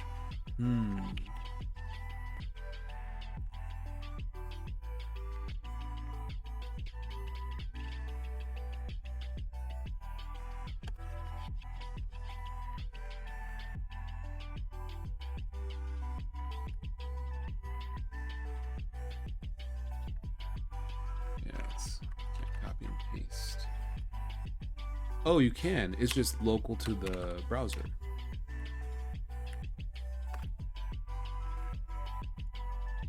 Oh.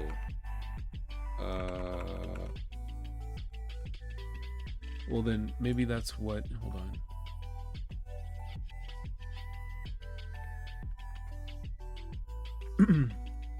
I think that's what this was talking about.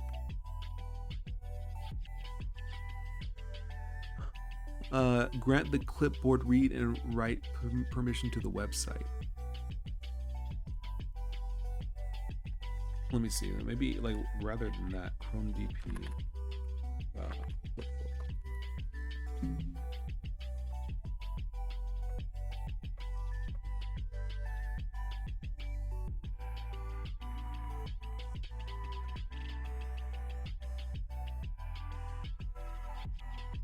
KB.paste.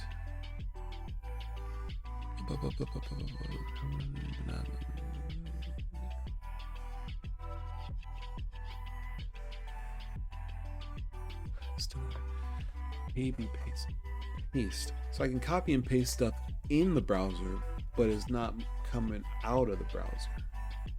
Is that just how Chrome works? Like, is it? If I copy this, that works.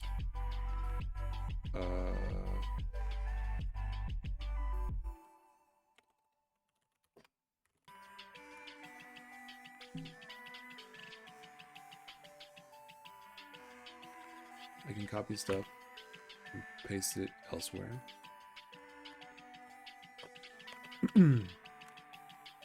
Is it just Chrome?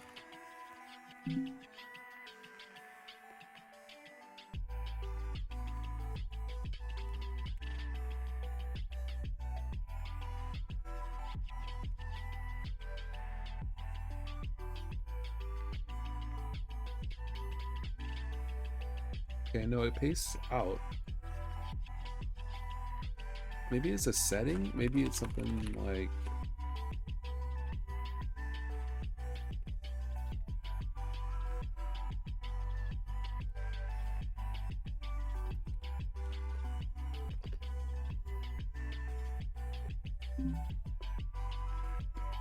maybe it's a setting here.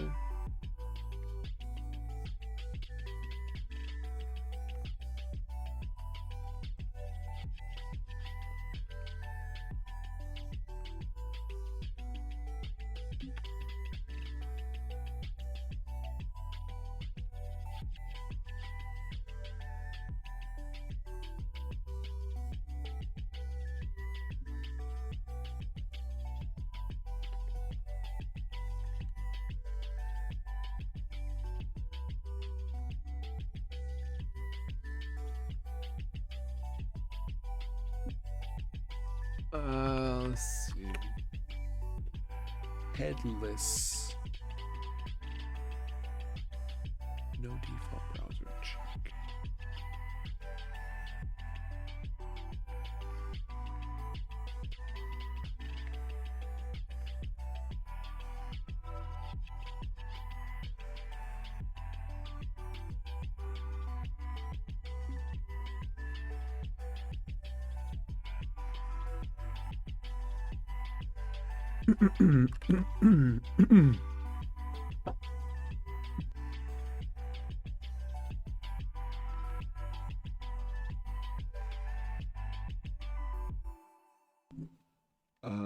I'm thinking maybe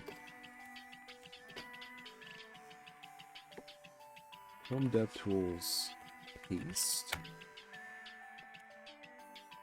paste protection. In recent versions of Chrome, okay, paste, no. Allow pasting. Paste code.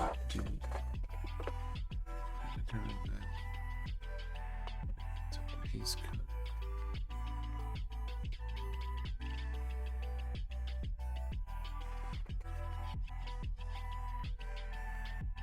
No, paste protection.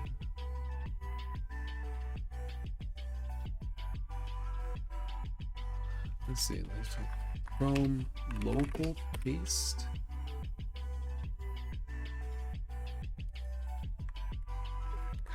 Copy from Chrome, paste into links. Like,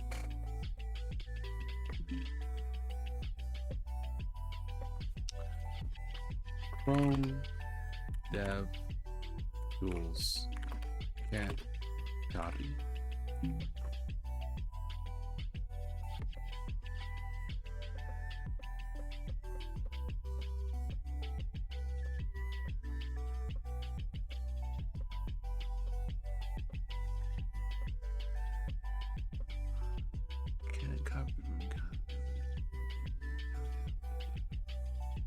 Chrome arguments.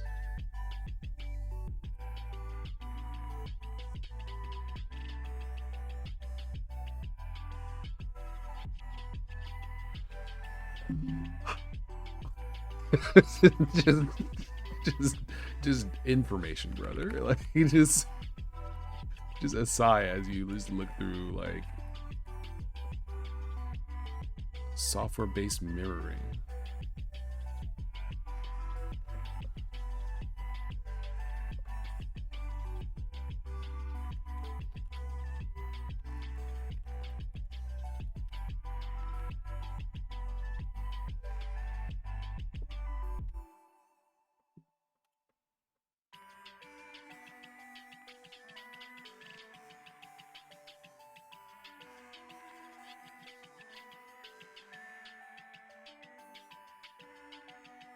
Remote desktop, huh? Wonder if I could use that.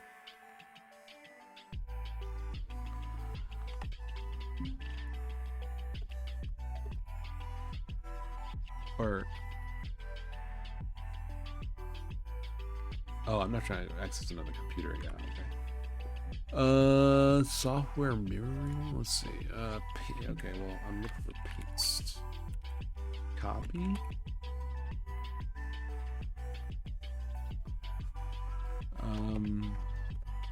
Disable video capture. Use GPU memory buffer. The same feature. This package is necessary to overwrite the settings behavior default. Video.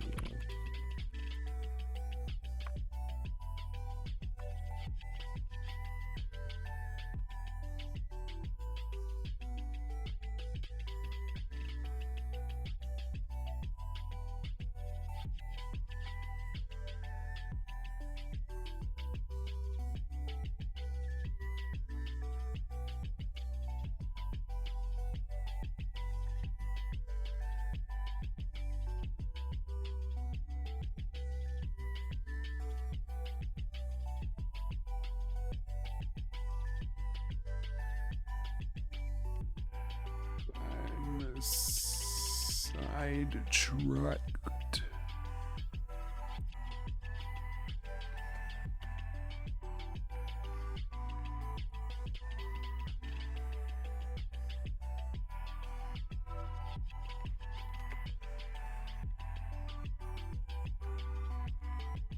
Okay, copy is not here. I don't know why that is. Why I don't know. It doesn't seem to be a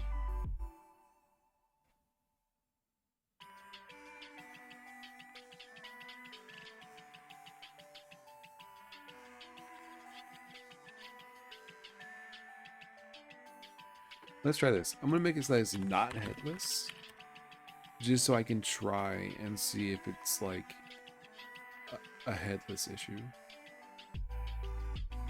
That's kind of cool.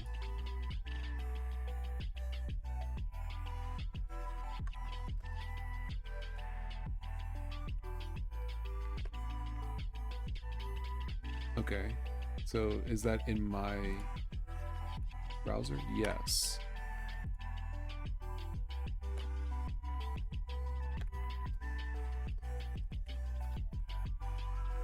Okay. Okay, so I think it's something, it's an issue if it's headless specifically. It seems like it might be Like the copy and pasting is like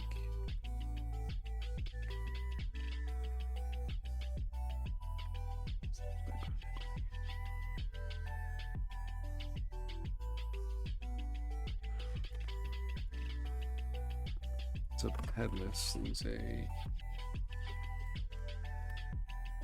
that does work. This it doesn't escape the browser. Okay. Okay. Now that I know that, I feel like I can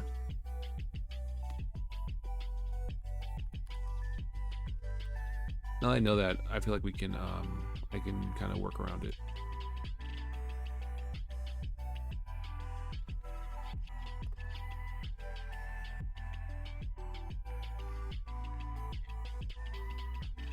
And maybe I don't want my own scroll bars. It'll be better to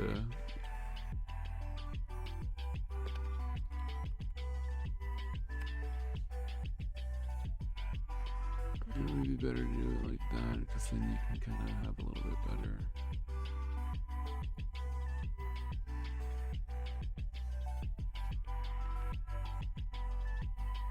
Have a little bit more consistency.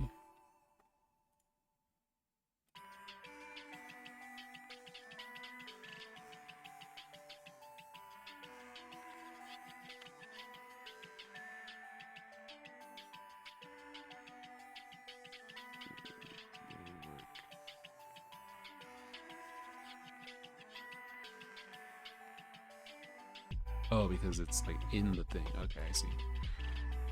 Okay, oh, whoops. What is that?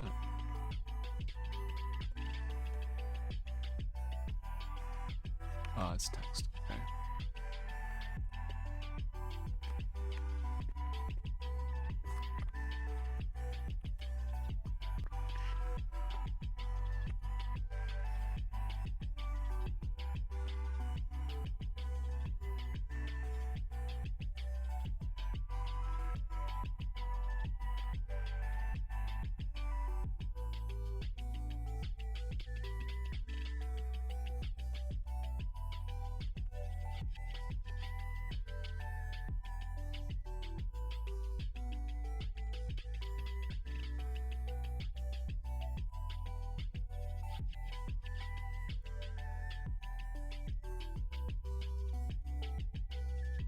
Okay.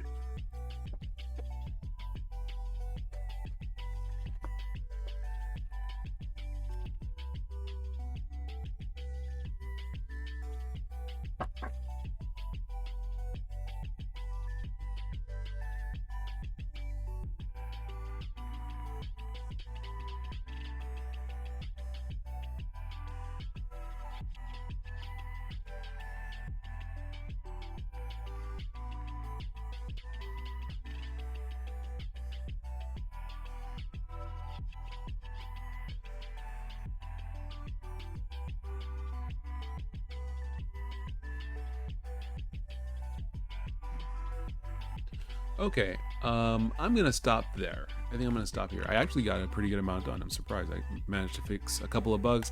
Something that's been kind of long-standing is indeed the inability to click and drag.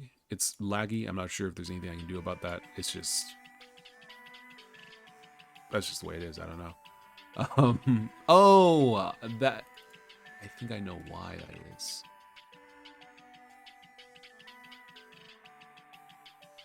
Let me see if I can do this. Go back over to browser. Is it browser? And do this again. That might help make it a little better.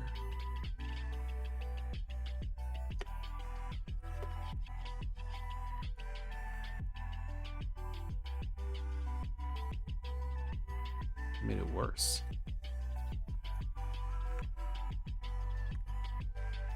Why did that make it worse?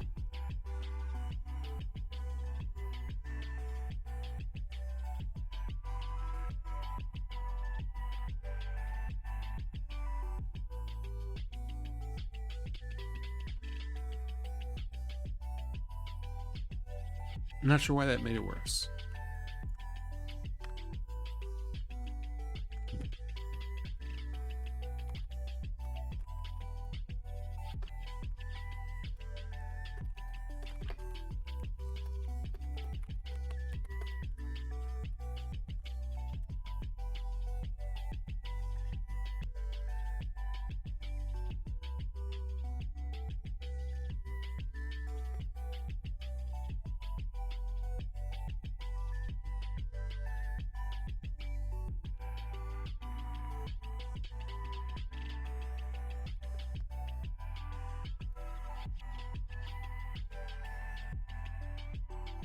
Copy and paste in there, but you can't copy and paste out of there.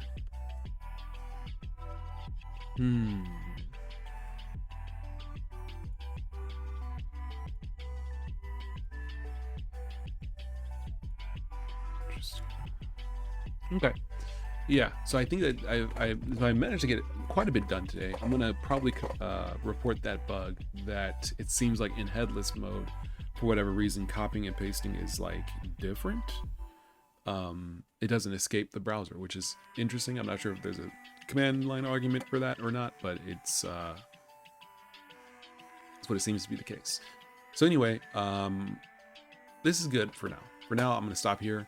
Thank you very much for watching. I've been SolarLoon. Didn't intend to stream for 2.25 hours effectively, but I ended up doing it. So yay me. So we're going to probably get back to MasterPlan again Friday and get some more progress done on that. See if we can get some more stuff done. See if we can get this squared away with the web card and then create a release and put it out there. All right, well, thank you very much for watching. I've been SolarLoon. It's been real. I'll catch you guys on the flip side next time, and thanks. See ya.